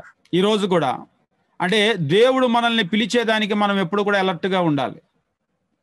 అంటే వాళ్ళకి వివిధమైన కారణాలు ఉన్నాయి ఎందుకు పిలుస్తున్నారు అనేటువంటి సమాజంలో. అంటే ఎప్పుడు కూడా ఎల్లప్పుడూ అందుబాటులో ఉండాలి నువ్వు. ఇందులో ఉన్నటువంటి ముఖ్యమైనటువంటి పాఠం ఏంటంటే, నువ్వు ఎల్లప్పుడూ అందుబాటులో ఉండాలి.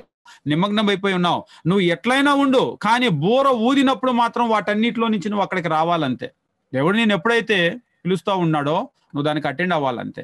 నీ జీవితంలో నువ్వు డాక్టర్గా ఉండు, ఇంజనీర్గా ఉండు, నీ ఆఫీసులో ఉండు, నువ్వు ఎట్లయినా ఉండు, కానీ నువ్వు నీ జీవితంలో ఎందులో ఉన్నా కానీ నువ్వు ఇందులో మాత్రం అలర్ట్గా ఉండు. దేవుడు నిన్ను ఎప్పుడు పిలుస్తాడు, ఏ విషయానికి పిలుస్తాడు అనేటువంటి విషయాల్లో మాత్రం నువ్వు ఆయన ఆనకిస్తూనే ఉండు. నీ సమాజం, ఈ సమాజంలో ఉన్నటువంటి వాళ్ళందరూ కూడా ఈ సమాజాన్ని కనిపెడుతూనే ఉండాలి, వాళ్ళ పిలుపు విషయమే కనిపెడుతూనే ఉండాలి. ఇక్కడ వాళ్ళకి చెప్తూ ఉన్నాడు, ఒకటే ఊదిన యెడల 4వ వచనం, ఇజ్రాయేలు సమాజంలో ముఖ్యమైనటువంటి ప్రధానులు రావాలి. ఒక్కసారి ఊదితే, ఇది ప్రధానులకు పిలుపు. తర్వాత చెప్తూ ఉన్నాడు, ఇజ్రాయేలీల్లో ముఖ్యమైనటువంటి ప్రధానులు మీరు ఆర్భాటంగా ఊదితే, అంటే వాళ్ళు ఊదేటువంటి ధ్వని ఉంటుంది కదా, ఒక్కసారి ఊదితే.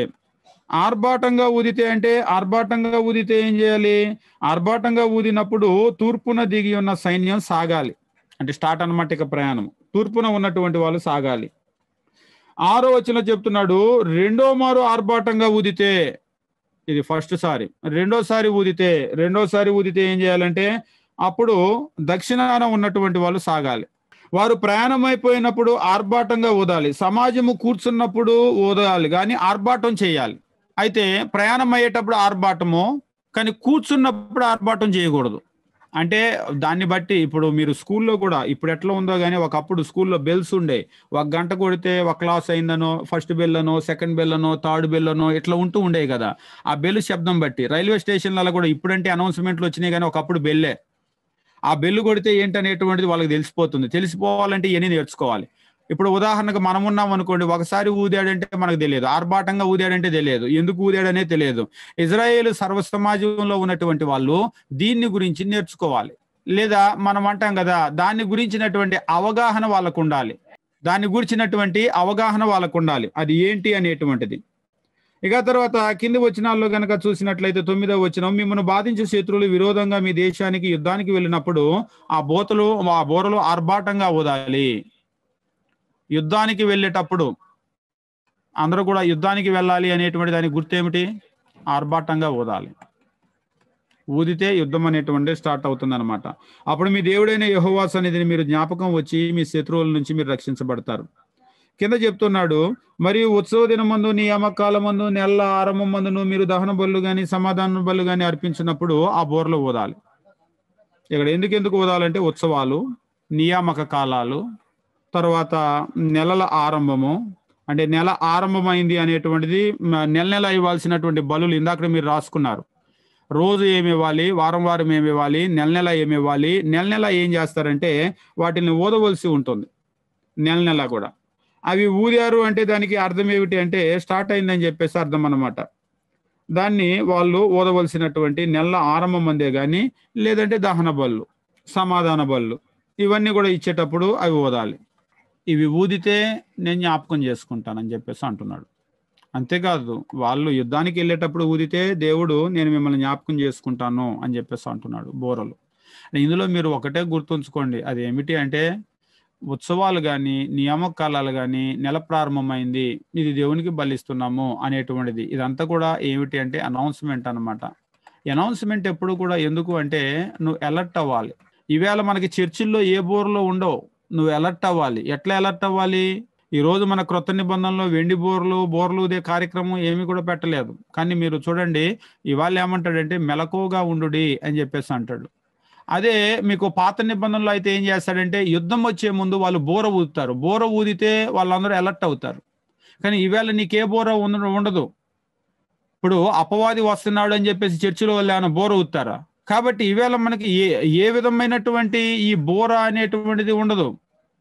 మనం ఎల్లప్పుడూ కూడా మెలకువగా ఉండవలసినటువంటి అవసరం ఉంది. అంటే ఒక రకంగా పాత నిబంధన కంటే క్రొత్త నిబంధనలో ప్రమాదకరమైన శత్రువు, ప్రమాదకరమైనటువంటి పరిస్థితులు, అలర్ట్ అవ్వటానికి కూడా బోర శబ్దం మనకేమి కూడా లేదు. మనం ఎల్లప్పుడూ కూడా మనం మెలకువగా ఉండవలసినటువంటి అవసరం, మనం గమనిస్తూ ఉండవలసినటువంటి అవసరం ఉంది. తర్వాత ఇక 11వ వచనం దగ్గర నుంచి మనం గమనించేటప్పుడు ఇజ్రాయేలీలు సీనాయి దగ్గర నుంచి బయలుదేరినటువంటి ప్రయాణాన్ని గురించి తెలియజేస్తూ ఉన్నాడు. 2వ సంవత్సరం 2వ నెల 20వ తేదీ మేఘము సాక్ష్యపు మందిరము మీద నుండి పైకెత్తబడిన గనుక ఇజ్రాయేలీలు సీనాయి అరణ్యం నుంచి ప్రయాణం చేశారు. ఇక అక్కడి నుంచి సాగింది ప్రయాణం సాగినప్పుడు అంటే సీనాయి దగ్గరకు వచ్చిన తర్వాత వాళ్ళు అక్కడ నిబంధన తీసుకున్నారు కదా. నిబంధన తీసుకున్నప్పుడు అక్కడి నుంచి సాగేటప్పుడు 29వ వచనం దగ్గర నుంచి కనుక మీరు చూసినట్లయితే మోషే ఏం చేస్తున్నాడంటే ఆయన మామ కొడుకు ఒక ఆయన ఉన్నాడు, కుమారుడు హోబాబు ఆయన పేరు. 29వ వచనం అంటే ఈ సీనాయి ఈ అరణ్యము మోషే అంతకు ముందు ఇక్కడే కదా ఉన్నది. ఈ అరణ్యం అంతా కూడా వీళ్ళకి బాగా తెలుసు. ఇప్పుడు ఈ అరణ్యంలోనే వీళ్ళు వెళ్ళబోతున్నారు. కాబట్టి మోషే ఏమన్నాడంటే 29 మోషే యెహోవా మాకు ఇచ్చిదని చెప్పిన స్థలానికి మేము ప్రయాణమే పోతున్నాము, మాతో కూడా రా, మేము మీకు మేలు చేస్తాము అని చెప్పేసి అన్నాడు. అంటే 30వ వచనం అందుకు అతడు నేను రాను, నా దేశానికి నా వంశస్థుల దగ్గరికి నేను వెళ్ళిపోతాను అన్నాడు. హోబాబుని అన్నాడు, కొంచెం ఈ స్థలం అంతా కూడా మాకు తెలుసు కదా, మేము ఎటు ప్రయాణం చేస్తున్నామో నీకు తెలుసు కదా, నువ్వు వచ్చి కొంచెం మాకు సహాయం చేయి.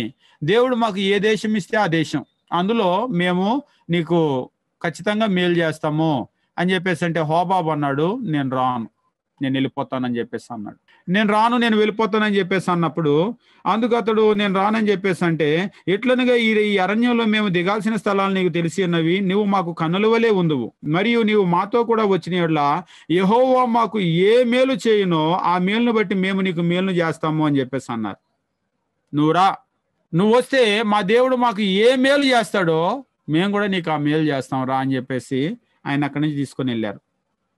ఇక్కడ మీకు ఒక హోంవర్క్ ఉంటుంది, ఈయన గురించి మీరు కొంత స్టడీ చేయాలి.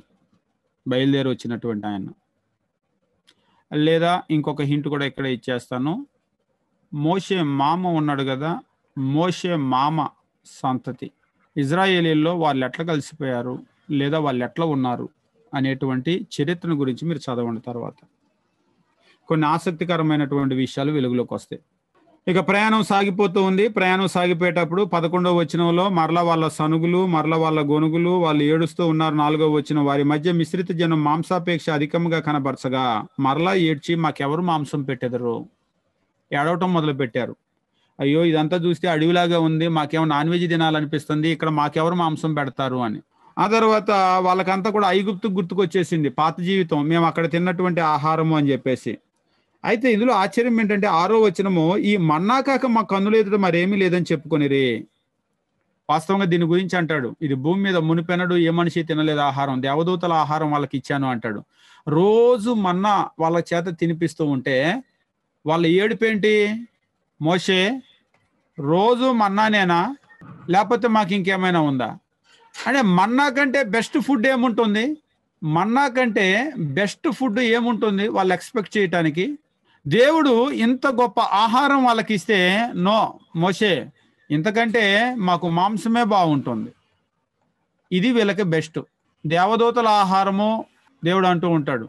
అంటే దేవదూతల ఆహారం అంటే పైన వాళ్ళకు కూడా భోజన కార్యక్రమాలు ఉంటాయా అని ఆ దృష్టిలో ఆలోచన చేయకండి. ద బెస్ట్ ఫుడ్ అనమాట, గొప్ప ఆహారం.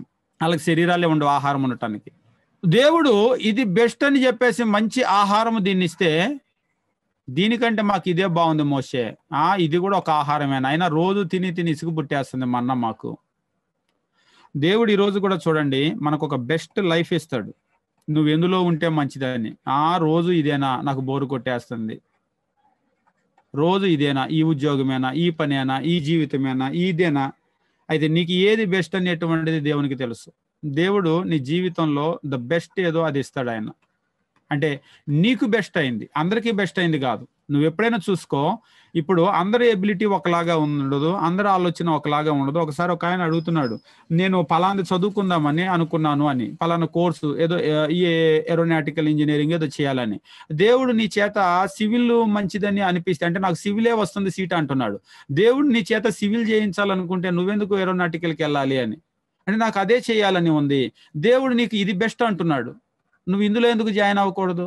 ఏమో దీనిలో తీసుకెళ్ళి నిన్ను ఎక్కడో పెట్టాలని, నీ ద్వారా ఏవో గోల్స్ ఉన్నాయి ఆయనకి, నీ ద్వారా కొట్టించాలని. నువ్వేమో ఆయనకి సహకరించడం లేదు, నేను ఇటు వెళ్తాను అంటున్నావు ఇజ్రాయేలీలాగా. మీరు గమనించండి, అది మీ చదువు కావచ్చు, మీ ఉద్యోగం కావచ్చు, లేకపోతే మీ అనుదిన జీవితంలో ఏమైనా కావచ్చు, ఆయనకు ఒక ప్లానింగ్ ఉంది కంప్లీట్ గా. మనం దానికి గనక అప్పగించుకున్నాం అనుకోండి, ఆయన ఎప్పుడూ మనకు ఒక బెస్టే చేస్తాడు. అంటే మనం అనుకుంటాం ఈ ఉద్యోగం కంటే అది మంచిదని. అది మంచిదే కావచ్చు, కానీ నీకు మంచిది కాదు.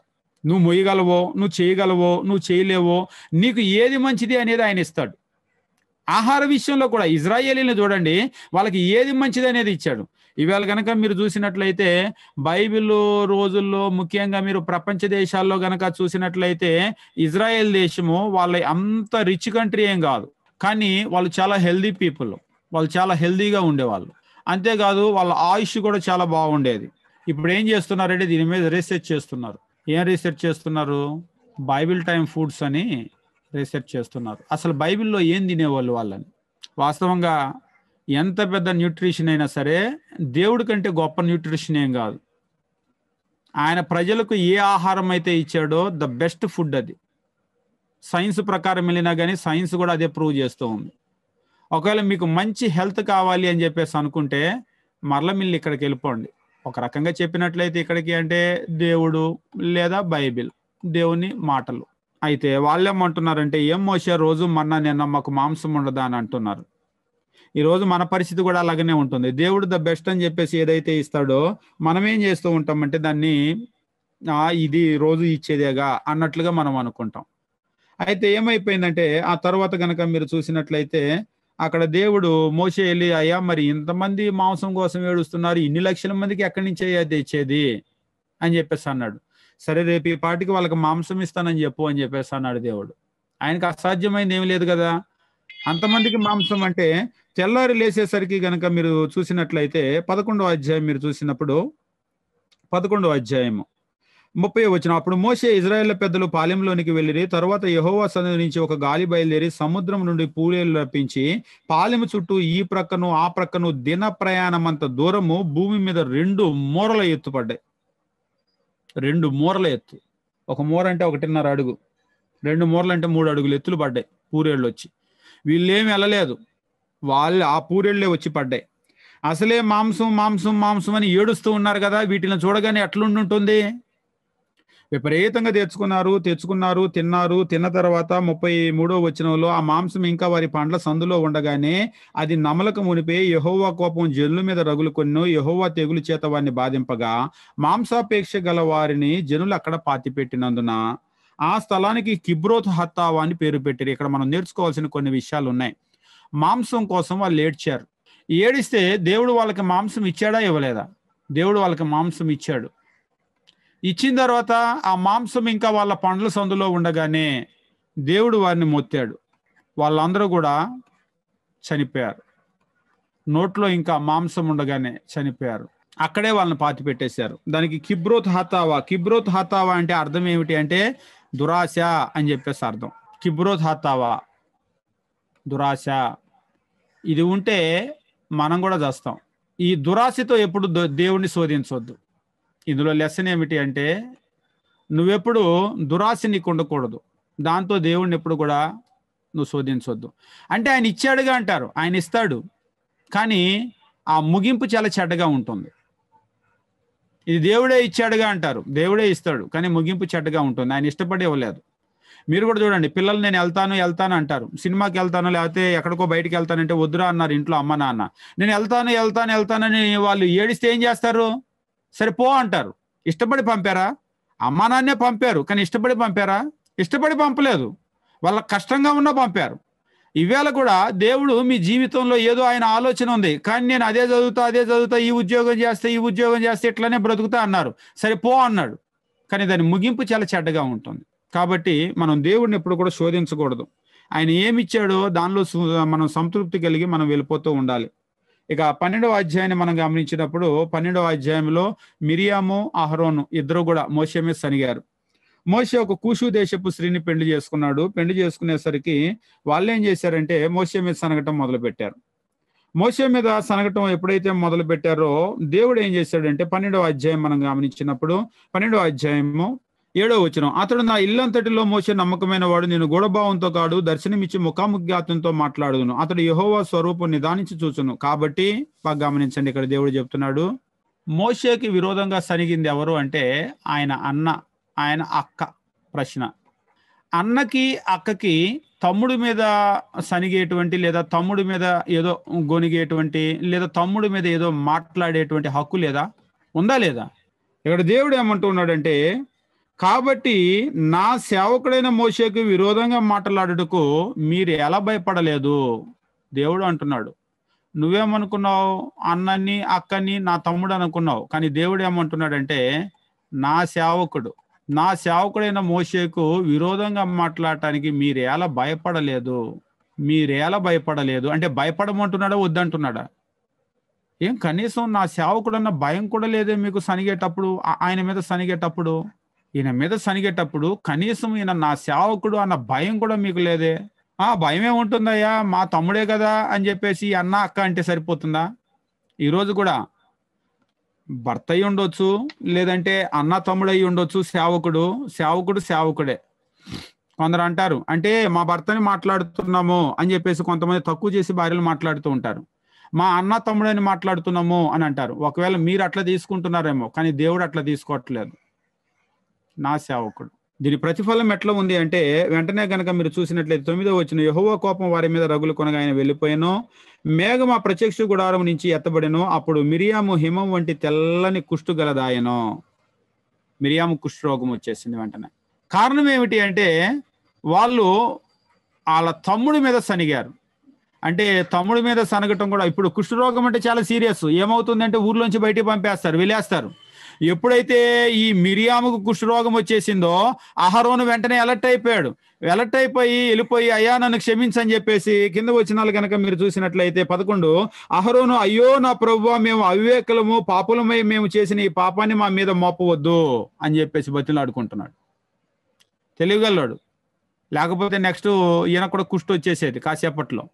ఎప్పుడైతే ఈమెకు స్టార్ట్ అయిందో అంటే ఒకవేళ ఈమె ఇంకా ఎక్కువ సనిగి ఉంటుంది, ఈమె దగ్గర స్టార్ట్ చేశాడు. ఈయన ప్రధాన యాజకుడు అయితే వెంటనే ఈయన ఎలర్ట్ అయిపోయాడు. తెలివిగల లక్షణం ఏంటంటే పక్క వాళ్ళకి దెబ్బ పడగానే వెంటనే గమనించాలి.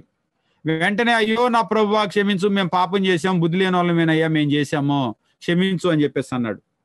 అయితే మిరియాము యొక్క పరిస్థితిని కనుక గమనించినట్లయితే, తన తల్లి గర్భంలోంచి పుట్టినప్పటికే సగం మాంసం క్షీణించిన శిశు శవం వలె ఆమెను ఉండనీయకు, అంటే ఆమె మాంసం కుళ్ళిపోయింది అప్పటికే కుష్ఠంతో. ఇక తర్వాత 15, కాబట్టి మిరియాము 7 దినాలు పాలెం వెలుపల గడిపెను. 7 days ఆమెకు శిక్ష. ఊరు బయట ఉండు 7 రోజులు. ఎందుకయ్యా ఈ పనిష్మెంట్ అంటే, నా సేవకుడి మీద సనిగావు, అది నిన్ను చూడాలి అందరూ. ఇంకొకసారి ఎవరైనా మోషే మీద సనగాలి అంటే నువ్వు గుర్తు రావాలి వాళ్ళకి. ఇది పరిస్థితి, మనం బయట ఉంటాం అనేటువంటిది. ఈవేళ కూడా దేవుడు ఎవరైతే ఏర్పాటు చేసుకుంటాడో వాళ్ళకి వ్యతిరేకంగా మనం ఎప్పుడు కూడా మాట్లాడకూడదు, సనగకూడదు, గొనకూడదు. అది చాలా సీరియస్ ఆ విషయము. ఇక 13వ అధ్యాయం చాలా ఫేమస్ అధ్యాయం 13, 14. ఇక్కడ వాళ్ళకి ఏమైందంటే వాళ్ళ ప్రయాణం ఒక టర్న్ తిరిగింది. ఇప్పుడు దాకా ప్రయాణం ఎట్లా వెళ్తూ ఉంది కదా, ఇక్కడ ఆగారు. ఇక్కడ ఆగి వాళ్ళు ఏం చేశారంటే, ఈ ఆగినటువంటి స్థలం పేరు పారాన అరణ్యం. వాళ్ళు ముందుకు వస్తూ ఉన్నారు కదా, ఈ ముందుకు వచ్చేటప్పుడు పారాన అరణ్యం దగ్గర నుంచి వేగువాలను పంపారు. ఇక్కడ వేగువాలను పంపినప్పుడు ఏమైందంటే ఒక చెడ్డ సమాచారం వచ్చింది. చెడ్డ సమాచారం వచ్చినప్పుడు ఇక్కడ వాళ్ళు సనగటం గొనగటం చేస్తే ఇక్కడి నుంచి బ్యాక్ అనమాట. ఇక్కడి నుంచి మీరు మరలండి, ఇక మీరు ముందుకు వెళ్ళొద్దు, వాగ్దాన దేశం వైపు ఇక మీరు వెళ్ళొద్దు. ముందుకు గనక వెళ్తే వాగ్దాన దేశం ఉంది, అంటే కనాన్ దేశం ఉంది, కానీ ఇక మీరు ముందుకు రావద్దు. ఇక మీరు ముందుకు రాకుండా మీరు వెనక్కి మరలండి. ఇక మీరు గనక గమనించినట్లయితే ఆ అరణ్యం ఎట్లా ఉంటుంది కదా, ఆ అరణ్యంలో అక్కడక్కడే తిప్పాడు. ఇక ముందుకు వెళ్లకుండా దాదాపుగా 40 సంవత్సరాలు అక్కడే గడిచిపోయింది. మోషే గోత్రానికి ఒకరిని పిలిచి 12 మందిని కూడా వెళ్ళి ఆ దేశం ఎట్లాంటిదో వేగు చూసిరండి, 18వ వచనము, ఆ దేశం ఎట్టిదో దానిలో నివసించు జనం బలము గలదో బలము లేనిదో కొంచెమైనదో విస్తారమైనదో వారు నివసించు భూమి ఎట్టిదో అది మంచిదో చెడ్డదో వారు నివసించు పట్టణాలు ఎట్టివో వారి గుడారంలో నివసించుదురో కోటల్లో నివసించుదురో ఆ భూమి సారమైనదో నిస్సారమైనదో దాని చెట్లు ఉన్నవో లేవో దానిలో చెట్లు ఉన్నాయో లేవో కనిపెట్టండి. వాస్తవంగా ఇక్కడ వాళ్ళకి మొత్తము మీరు గమనించినట్లయితే ఒక్కొక్క దాన్ని విడిగా చదవండి. ఆయన 7 పనులు అప్పచెప్పాడు, టాస్క్. ఒక రకంగా చెప్పినట్లయితే ఇదంతా కూడా ఇన్వెస్టిగేషన్. దాన్ని వాళ్ళు ఇన్వెస్టిగేట్ చేయాలి. ఈ 7 మీద వాళ్ళు ఇన్వెస్టిగేట్ చేయాలి. చేసి ఆ రిపోర్ట్ ఏంటి అనేటువంటిది వాళ్ళు తీసుకొని రావాలి. ఈ 7 ఇన్వెస్టిగేట్ చేసిన తర్వాత రిపోర్ట్ వాళ్ళు తేవాలి. ఏమేమి వాళ్ళు ఇన్వెస్టిగేట్ చేయాల్సి ఉంటుందంటే, నెంబర్ 1 చెప్తూ ఉన్నాడు, మీరు అక్కడికి వెళ్ళి అందులో ఉన్నటువంటి జనాల్ని పరిశీలన చేయండి. జనము ఏ విషయం, జనాలకి బలము ఉందా లేదా, అంటే బలమైన జనమా కాదా, వాళ్ళు బలమైన వాళ్ళ కాదా, ఉందా లేదా. 2 వాళ్ళు ఇన్వెస్టిగేట్ చేయాల్సింది ఏంటంటే జనము కొంచెం ఉన్నారా ఎక్కువ ఉన్నారా, అంటే జన యొక్క సంఖ్య. మీరు మోషే అనగానే మీకు ఏం గుర్తు రావాలంటే, ఆల్రెడీ మోషే అనగానే ఆయన 40 సంవత్సరాలు ఐగుప్తులో ఫారోకి కుమారుడుగా ఉన్నటువంటి వ్యక్తి, ఐగుప్తులో ఉన్నటువంటి సకల విద్యలు అభ్యసించినటువంటి వ్యక్తి. ఇది మీరు మనసులో పెట్టుకోండి. మోషే అనగానే అంటే గొర్రెలు కాసుకునే మోషేనే గుర్తుకొస్తాడు అందరికీ. మోషే అనగానే ఆయన చాలా చాలా ఎలక్వెంట్ పర్సన్ అనమాట. సకల విద్యలు అభ్యసించినటువంటి ఒక వ్యక్తి. మీకు మోషే ఏంటి అనేటువంటిది ఐగుప్తుడిని కొట్టి చంపేసి పాతి పెట్టేసినప్పుడే అర్థమై ఉండాలి. ఒక ఇజ్రాయేలీని కొడతా ఉంటే కొట్టి చంపేసి పాతి పెట్టేశాడు. అంటే మీరు ఆ రోజుల్లో కనుక గమనించినట్లయితే యుద్ధాభ్యాసం బాగా వస్తుంది. అది ఒక మామూలు వ్యక్తి ఏం కాదు. మోషే అంటే సాత్వికుడు అన్నమాట నిజమే, కానీ ఆయన యుద్ధాభ్యాసం బాగా తెలిసిన వ్యక్తి. ఒకటే కాదు, ఐగుప్తులో ఉన్న సకల విద్యలు బాగా తెలిసినటువంటి వ్యక్తి.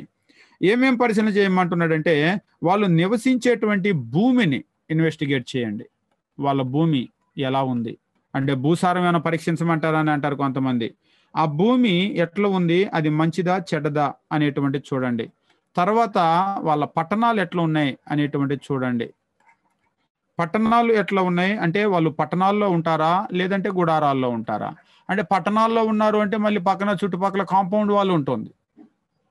అదంతా కూడా ముందు చూసుకొని దిగాలన్నమాట. వాళ్ళు పట్టణాల్లో ఉంటారా లేదంటే వాళ్ళు గుడారాల్లో ఉంటారా, వాళ్ళ పట్టణాలు ఎట్లా ఉంటాయో చూడాలి. తర్వాత 5వది వాళ్ళు చూడాల్సింది ఏంటంటే, వాళ్ళు పట్టణాలు ఉంటే పట్టణాలు, వాళ్ళు గుడారాల్లో ఉంటే వాళ్ళ గుడారాలు చూడాల్సి ఉంటుంది.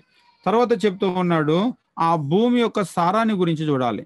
భూసారము అంటే ఈవేళ మనకి భూమి అనగానే అంత బాగా తెలియదేమో కానీ, ఆ రోజుల్లో ప్రజలు నివసించడానికి ఫస్ట్ సెలెక్ట్ చేసుకునేది ఏంటంటే భూమి యొక్క సారము. భూమి గనక సారం లేకపోతే వాళ్ళు బ్రతకలేరు, ఆకలితో చావాల్సిందే.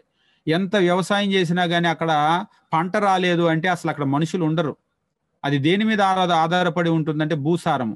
ఈవేళ కూడా మీరు చూడండి, ప్రపంచంలో ఏ దేశాలు బాగా ధనం కలిగినటువంటి దేశాలు అంటే, ఏ దేశం భూమి బాగా పండుతుందో వాళ్ళ ఆర్థిక పరిస్థితులు బాగా ఉంటాయి.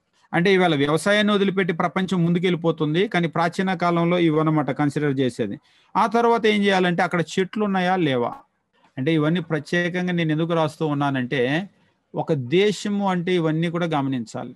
ముఖ్యంగా వాళ్ళు అక్కడ యుద్ధానికి వెళ్తున్నారు. అయితే యుద్ధం ఒకటే మాత్రమే కాదు.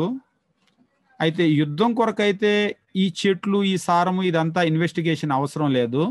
వాళ్ళు భవిష్యత్తులో అక్కడ నివాసం ఉండబోతూ ఉన్నారు. వాళ్ళ భవిష్యత్తు నివాసము అక్కడే. దేవుడు పాలు తేనెలు ప్రవహించే దేశం, పాలు తేనెలు ప్రవహించే దేశం అన్నారు కదా, అదనమాట. వాటిని గురించి చూడండి అని చెప్పేసి అన్నారు. ఇప్పుడు వెళ్ళిన వాళ్ళు ఈ 7 పనులు కూడా చేయాలి. ఆ తర్వాత మనం గమనించినప్పుడు వాళ్ళకి చెప్తూ ఉన్నాడు, మరియు మీరు ఆ దేశపు పండ్లలో కొన్ని తీసుకొని రండి అని చెప్పేసి అన్నాడు. అక్కడికి వెళ్ళొచ్చేటప్పుడు ఇక కిందకు వెళ్ళారు, వాళ్ళ దేశమంతా కూడా సంచరించారు, చూశారు. చూసిన తర్వాత అక్కడి నుంచి ఫలాలు తీసుకుని వచ్చారు. అయితే నిజంగా 27వ వచనం మీరు చూసినప్పుడు, వారు అతనికి తెలియపరిచింది ఏమనగా, నీవు మమ్మల్ని పంపిన దేశానికి వెళ్ళాము, అది పాలు తేనెలు ప్రవహించే దేశమే, దాని పండ్లు ఇవి. కొందరు అడుగుతారు, ఏమండి పాలు తేనెలు ప్రవహించే దేశం అంటే పాలు తేనెలు అక్కడ ఏమైనా ప్రవహిస్తాయా అని. అది పాలు తేనెలు ప్రవహించే దేశమే. కావాలంటే చూడు, దాని పండ్లు ఇవి. ఇగో ఈ పండ్లను చూడు, అది పాలు తేనెలు ప్రవహించే దేశమే. అంటే దాని అర్థం ఏంటి? పాలు తేనెలు ప్రవహించే దేశం అని ఎట్లా చెప్పాడు? దాని పంట పాలు తేనెలు ప్రవహించే, అంటే అక్కడ పాలు తేనెలు అనేటువంటిది దేన్ని చూపిస్తుందంటే సమృద్ధి. ఇప్పుడు పాలు నీళ్లు అన్నారనుకోండి, పాలు నీళ్ళు అంటే నీళ్లు గొప్పయా పాలు గొప్పదా? మనం తెలుగులో ఏం చేస్తామంటే పరిగెత్తి పాలు తాగటం కంటే నిలబడి నీళ్లు తాగటం మంచిది అంటాం. మీకు తెలుసో లేదో సామెత. అంటే పాలు తాగటం నీళ్లు తాగటం అంటే పాలు అనేటువంటిది ఏంటంటే సమృద్ధి. నువ్వు సమృద్ధి కోసం పరుగులు పెట్టడం అనవసరం అని. ఇక్కడ కూడా తేనె అనేటువంటిది కనుక మీరు చూసినట్లయితే, ఫుడ్లో కనుక చూసినట్లయితే బెస్ట్ ఫుడ్ బైబిల్లో కూడా చెప్తూ ఉంటాడు. అది పాలు తేనెలు ప్రవహించే దేశం అంటే అది చాలా సమృద్ధి కలిగినటువంటి దేశము, మీకు అక్కడ ఏ లోటు ఉండదు అనేటువంటి చెప్పాడు. అవును, నిజంగా అది పాలు తేనెలు ప్రవహించే దేశమే మోషే.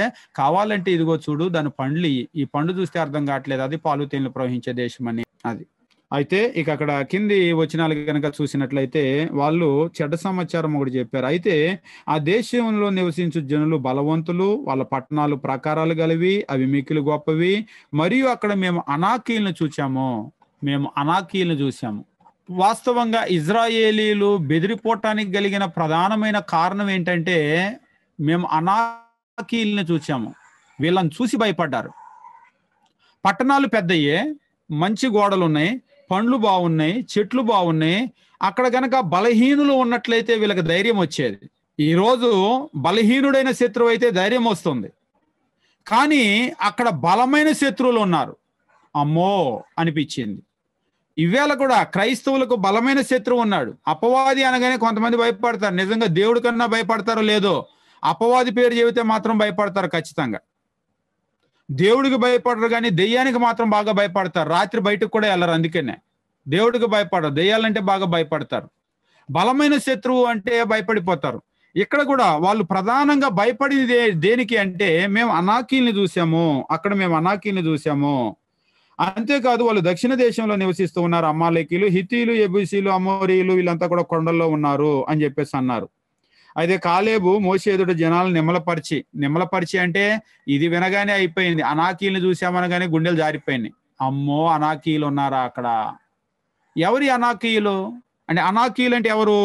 బైబిల్లో అంటాడు ఉన్నత దేహులు అంటే, ఒకవేళ మీరు గొల్లియాతును కనుక చూశారనుకోండి, ఈ గొల్లియాతులాగా 6 మూరల జానుడు అని చెప్పేసి అంటారు కదా, 10 అడుగుల పైన ఉండే మనుషులు. 10 అడుగుల పైన అంటే మనకి కింద నేల మీద నించుంటే మన ఇంట్లో స్లాబ్ తగులుతుంది, అంతంత మనుషులు. ఇక అంత ఎత్తున్నారంటే ఎంత వెడల్పు ఉంటారో చూసుకోండి. వీళ్ళు ఒకరు కాదు, ఇలాంటి మనుషులు ఉన్నారు ఆ ఊర్లల్లా. ఇప్పుడు ఏం చేయాలంటే, వీళ్ళ మీదకి వెళ్ళి ఫైట్ చేసి ఆ దేశాన్ని వీళ్ళు స్వతంత్రించుకోవాలి. వీళ్ళకున్న నేపథ్యం ఏంటి? బ్యాక్గ్రౌండ్ వీళ్ళకున్న నేపథ్యం ఏమిటి అంటే, వీళ్ళు మట్టి పని చేసేవాళ్ళు, అంతే కదా. ఐగుప్తు దేశంలో వాళ్ళు చేసిన పని ఏమిటి అంటే, ఈ మట్టి పనులు చేశారు.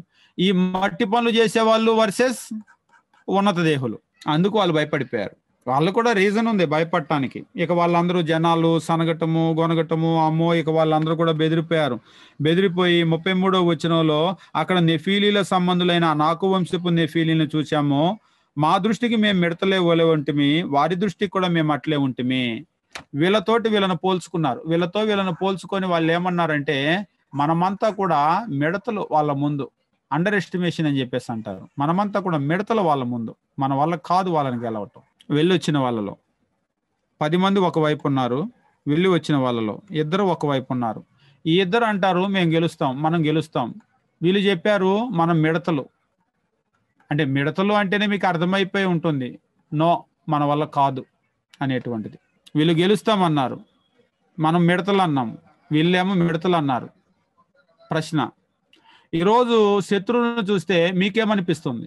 మీ యుద్ధ భూమిలో, క్రైస్తవ జీవితంలో పాపంతో పోరాడి దేవుని దగ్గరికి వెళ్ళటంలో ఈ 2లాగా మీరు ఉన్నారా? లేదంటే ఈ 10 మంది లాగా టఫ్గా ఉంటుందండి జాబు అన్నారా? అసలు టఫ్ కూడా కాదు, మన వల్ల కాదని చేతులు ఎత్తుతున్నారా? ఎట్లా ఉంది మీ పరిస్థితి? పాటలు అయితే గట్టిగా పాడుతూ ఉంటాం, ఎవరు ఎదురొచ్చినా ఏం ఎదురొచ్చినా కానీ మనం ముందుకెళ్దాం అన్నట్లుగా పాటలు పాడుతూ ఉంటాం. అయితే ప్రాక్టికల్గా మన దాకా వచ్చినప్పుడు ఉంటుంది. అంటే ఒకవేళ కుటుంబ సమస్యలు కావచ్చు, వ్యక్తిగత జీవితంలో సమస్యలు కావచ్చు, ఉద్యోగం దగ్గర కావచ్చు, పిల్లల విషయంలో కావచ్చు, అపవాది ఎటు నుంచి తెస్తాడు అనేటువంటిది లేదు. అక్కడైతే భౌతిక సంబంధమైన యుద్ధం ఉంది, ఇక్కడ ఆత్మ సంబంధమైనటువంటి ఒక స్పిరిచువల్ బ్యాటిల్లో ఉన్నాం. మనం ఉన్నటువంటిది బ్యాటిల్ ఫీల్డ్, యుద్ధ భూమి. ఈ యుద్ధ భూమిలో మనం గెలవాలి అంటే మొట్టమొదట మనకు కావాల్సింది ఏంటంటే, ఇక్కడ గనక మనం చూసినట్లయితే కాన్ఫిడెన్స్. మనము చాలా కాన్ఫిడెంట్ గా ఉండాలి. అంటే మనం మన యొక్క ధైర్యం ఏమిటి అంటే, వాస్తవంగా మనం కాదు, దేవుడు. దేవుడు ఇస్తాను అంటున్నాడు. ఇంకా అది ఇస్తాను అంటే మనకేంటి? గెలిపిస్తాడు వాళ్ళని. ఈ రోజు కూడా ఎంతవరకు ఏమోనండి, నా జీతం చిన్న జీతం, నా ఉద్యోగం చిన్న ఉద్యోగము, నా వల్ల ఇదంతా అవుతుందా అన్నట్లుగా మాట్లాడతారు కుటుంబంలో. పరిస్థితులు కూడా మా వల్ల అవుతుందా చిన్నోళ్ళం అన్నట్లుగా మాట్లాడతారు. మనం చిన్నోళ్ళమే, కానీ మనల్ని గెలిపించడానికి ఈయనున్నాడు. ఇక్కడ కూడా వీళ్ళు మిడతలే, కానీ వీళ్ళని గెలిపించడానికి ఈయనున్నాడు. ఇది వీళ్ళిద్దరి ధైర్యం. యెహోషువ, కాలేబు. వాళ్ళు వాళ్ళని చూడలేదు, వాళ్ళ దేహం చూడలేదు, ఈయన చూశారు. ఈయన చూసి గెలిపిస్తాడు అని చెప్పేసి అన్నారు. అయితే జనాలంతా అలా చూడలేదు. 14వ అధ్యాయం కనుక మీరు చూసినట్లయితే, జనులు అప్పుడు ఆ సర్వ సమాజము ఎలుగెత్తి కేకలు వేసెను, ప్రజలు ఆ రాత్రి ఎలుగెత్తి ఏడ్చిరి. ఎప్పుడైతే చెడ సమాచారం విన్నారో ఏడవటం మొదలుపెట్టిన తర్వాత ఇక దేవుడు అంటున్నాడు, దేవుని మీద సనిగి గొనిగి మొత్తానికి ఎంత సీరియస్ అయిపోయిందంటే మ్యాటరు, వద్దులే అక్కడికి వెళ్ళి వాళ్ళ చేతిలో చావటం కంటే కూడా వెనక్కి తిరిగి వెళ్ళిపోయి మరలా మట్టి పిసుకుందామని. వెనక్కి తిరిగి వెళ్ళిపోతే అంటే మరి మోషే, అహరోను వీళ్ళు ఉన్నారు కదా, వీళ్ళు మనల్ని ఎల్లనిస్తారా అంటే, అక్కడికి వెళ్ళటానికి కొత్త లీడర్ని పెట్టుకుందాం, ఈ పాత లీడర్లు ఒప్పుకోరు, కొత్త లీడర్ని పెట్టుకుందాం, రాళ్ళు పెట్టి కొత్త లీడర్ ఈ పాత లీడర్లను కొట్టి చంపేద్దాం, కొట్టి చంపేసి కొత్త లీడర్ని పెట్టుకొని వెనక్కి వెళ్ళిపోదాం అని చర్చ జరుగుతూ ఉందన్నమాట. మీరు కింది వచనాల్లో గనక చూసినట్లయితే, కింది వచనాల్లో వాళ్ళు ఏమనుకుంటున్నారు చూడండి. వాళ్ళు కింది వచనాలు వరుసగా గనక చదివినట్లయితే, మీరు ఇంటికి వెళ్ళిన తర్వాత చదవండి. ఇంటికి వెళ్ళిన తర్వాత చదివినట్లయితే ఇందులో 8వ వచనం, యెహోవా మన యందు ఆనందిస్తే ఖచ్చితంగా మనం అక్కడికి వెళ్తాము. 9వ వచనం, మెట్టుకు మీరు యెహోవా మీద మీరు తిరగబడొద్దు అని చెప్పేసి అన్నారు. అని వాళ్ళు బతిమలాడుతుంటే వాళ్ళు ఏమంటున్నారంటే, యెహోవా మనకు తోడై ఉన్నాడు, భయపడొద్దని ఆ సర్వ సమాజము వారిని రాళ్లతో కొట్టి చంపవలనగా. ఈ మాటలు చెప్తుంటే రాళ్లతో కొట్టి వాళ్ళని చంపేద్దామని అనుకుంటున్నారు. రాళ్లతో కొట్టి చంపేసి మనం ఒక కొత్త లీడర్ని పెట్టుకొని మనం వెనక్కి వెళ్ళిపోదాం. అప్పుడు దేవుడు, యెహోవా ఎన్నాళ్ళ వరకు ఈ ప్రజలు నన్ను అలక్ష్యం చేస్తారు? ఎన్నాళ్ళ వరకు నేను వారి మధ్య చేసిన సూచక్రియలను చూసి నన్ను నమ్మక ఉందురు? నేను వారికి స్వాస్థ్యం ఇయ్యక తెగులు చేత వారిని హతము చేసి, ఈ జనము కంటే మహాబలం గల గొప్ప జనం నీ వలన పుట్టించిన మోషేతో అనగా, ఆ పని చేయ, నేను కూడా భరించలేకపోతున్నా వీళ్ళని అన్నాడా? వెంటనే మనమైతే అవకాశం రాగానే వెంటనే అందిపుచ్చుకుంటాం. అయితే ఇక్కడ అలాగే లేదు. మోషే పాపం బతిలాడినా గాని దేవుడు అంటూ ఉన్నాడు 22వ వచనం, ఈ 10 మార్లు నా మాట వినక నన్ను పరిశోధించిరి, కాగా వారి పితరులకు ప్రమాణపూర్వకంగా నేను ఇచ్చేదనని చెప్పిన దేశము వారు చూడనే చూడరు. ఇందాక మనం ముఖ్యమైన అధ్యాయం, ముఖ్యమైన వచనాల్లో ఇదే రాశాం. వాళ్ళకి ఆ దేశం చూడనే చూడరు. మరి ఏమైపోతారు వాళ్ళంతా అంటే, వాళ్ళు చూడనే చూడరు. నన్ను అలక్ష్యం చేసిన వారిలో ఎవరో దాన్ని చూడరు. 25వ వచనం, అతని సంతతి దాన్ని స్వాధీనపరుచుకుంటారు, అమాలేకీయులు, కనానీయులు ఆ దేశంలో నివసించుచున్నారు. రేపు మీరు తిరిగి ఎర్ర సముద్రపు మార్గమున అరణ్యానికి ప్రయాణమైపోండి. ఏమైపోయిందంటే, ఇక మీరు రేపు తిరిగి వెనక్కి వెళ్ళిపోండి. ఇక్కడి నుంచి వెనకకు ప్రయాణం. ఇక్కడతో మనం ఆపుదాం. ఇప్పటి వరకు ఏమైందంటే, ప్రయాణం ముందుకెళ్ళింది. ఈ ముందుకెళ్ళిన ప్రయాణాన్ని దేవుడు ఏమంటున్నాడంటే, ఇక్కడి నుంచి ఇక వద్దు, ఇక మీరు వెనక్కి బయలుదేరండి. అవును, ప్రయాణము దిశ ఎందుకని మారింది? అవిశ్వాసము, అవిధేయత.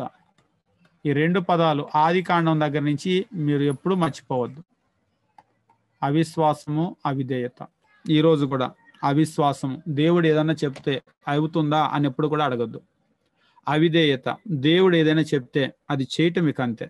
అంతేగాని అది నాకు కష్టము అనే మాట మనం ఎప్పుడు మాట్లాడకూడదు. నాకు ఇష్టం ఉంది, నాకు ఇష్టం లేదు, మన ఇష్టాలు ఎప్పుడు కూడా పెట్టొద్దు. దేవుడు ఏదైతే చెప్తున్నాడో దాన్ని మనం నమ్మాలి. ఒకటి, దానికి మనం లోబడాలి, అంతే. మనకి ఇష్టం ఉన్నా మనకి ఇష్టం లేకపోయినా మన ఇష్టాలు, మన అభిప్రాయాలన్నీ పక్కన పెట్టడమే. దేవుడు ఏదైనా చెప్తే మనకు నమ్మకం కుదిరినా కుదరకపోయినా, అది ఏమైనా అది నమ్మాలంతే. నువ్వు గెలుస్తావంటే గెలుస్తావు, నమ్మాలంతే. శత్రువు ఎవరైనా నువ్వు గెలుస్తావంటే నమ్మాలంతే. ఇజ్రాయేలీల పతనానికి కలిగిన కారణం ఏమిటంటే, ఈ రెండిట్లో ఫెయిల్యూర్. విశ్వాసం లేదు, విధేయత లేదు. ఈ 2 లేవు కదా, మరి ఏమున్నాయి వాళ్ళ దగ్గర అంటే, ఇవి బ్రహ్మాండంగా ఉంటాయి. సనుగటం, తిరుగుబాటు చేయటం, ఎప్పుడు కూడా సనగటం. అయిద్దా? మనం అక్కడికి వెళ్ళి గెలుస్తామా? మన వల్ల అవుతుందా? దేవుని మీద తిరుగుబాటు చేయటం లేదు, మేము ఆ పని చేయం, నువ్వు ముందుకు వెళ్ళమన్నావు కానీ మేము వెళ్ళాం, మేము వెనక్కి వెళ్తాం. ఇవన్నీ కూడా వాస్తవంగా ఇక్కడి వరకు ప్రయాణము ముందుకు సాగింది. ఇక ఎక్కడి నుంచి ప్రయాణం వెనక్కి తిరిగిద్ది అనమాట. ఎప్పటి వరకు కనుక మీరు చూసినట్లయితే వాళ్ళని దీవించాడు, వాళ్ళు ఏమడిగితే అది ఇస్తూ ఉన్నాడు. ఇక ఎక్కడి నుంచి సంఖ్యాకాండం చదివితే ఒక రకంగా భయం వేస్తుంది, ఒళ్ళు గొగురుపాటుకు గురవుతుంది. నోట్లో నుంచి మాట వస్తే చావటమే అక్కడ. 100, 1000, వేల మంది చనిపోవటమే. దేవుడు అంటే ఏంటి అనేటువంటిది ఇక్కడ చూపిస్తాడు. సంఖ్యాకాండంలో మీరు చూస్తే దేవుడు అంటే నిజంగా భయపడతారు. నిజంగా నోట్లో నుంచి సనుగులు గొనుగులు వచ్చినాయి అంటే పురుగులు రాలినట్టు అక్కడ రాలిపోవటం అంతే. అసలు నిజంగా ఒకానొక టైంలో వాళ్ళకి ఒంటి మీద భయం వచ్చేసి ఎవరి శవాన్ని ఎక్కడ పాతి పెట్టాలో అర్థం కాలేదు. పాతి పెట్టడం, మరలా ముందుకు ప్రయాణం అయితే వెళ్ళిపోవటం, ఏడ్చే టైం కూడా లేదు. వాళ్ళ ఇంట్లో వాళ్ళ అమ్మ, నాన్న, అక్క, చెల్లి, అన్న, తమ్ముడు ఉన్నారు కదా, ఎవరిని ఎక్కడ పాతి పెట్టేస్తారో కూడా వాళ్ళకి తెలియదు, ఎవరు ఎక్కడ రాలిపోతారో కూడా తెలియదు. ఇప్పటి వరకు దేవుడిని వాళ్ళు ఒక్క కోణంలో చూశారు. ఇక ఇక్కడి నుంచి వాళ్ళకి దేవుడు తన రెండో కోణాన్ని చూపిస్తాడు. ఇప్పటి వరకు ఐగుప్తులో అద్భుతాలు చేశాడు, కానీ వీళ్ళ వైపు మాత్రం దేవుడు ఎప్పుడూ కూడా చాలా సాఫ్ట్ గా ఉన్నాడు. దేవుడు అంటే ప్రేమమయుడు, దయామయుడు, కృపామయుడు, ఈ కోణమే తెలుసు వాళ్ళకి. కానీ ఇక్కడి నుంచి ఇజ్రాయేలీలకి మాత్రమో చాలా కష్టంగా ఉంటుంది వాళ్ళ ప్రయాణం అనేటువంటిది. దేవుడు వీళ్ళెవ్వరు కూడా చూడరన్నారు కదా, వాళ్ళందరినీ కూడా రాలిపేస్తాడు. దీవించే దేవుడు, శపించే దేవుడు కూడా. మీరు దాన్ని ఎప్పుడు మర్చిపోవద్దు. దేవునికి ఒకటే చేత అయ్యిద్ది అన్నట్లుగా మీరు ఎప్పుడు ప్రవర్తించవద్దు. మన దేవుడు దీవించగలిగిన దేవుడు, ఆయన శపించగలిగిన దేవుడు, ఆయన నాశనం చేయగలిగినటువంటి దేవుడు. ఇజ్రాయేలీలు నాశనం అయిపోవటానికి కారణం ఏమిటంటే వాళ్ళ అవిశ్వాసము, వాళ్ళ అవిధేయత, సనుగులు, తిరుగుబాటు, ఇవే వాళ్ళని నాశనం చేసేసినాయి.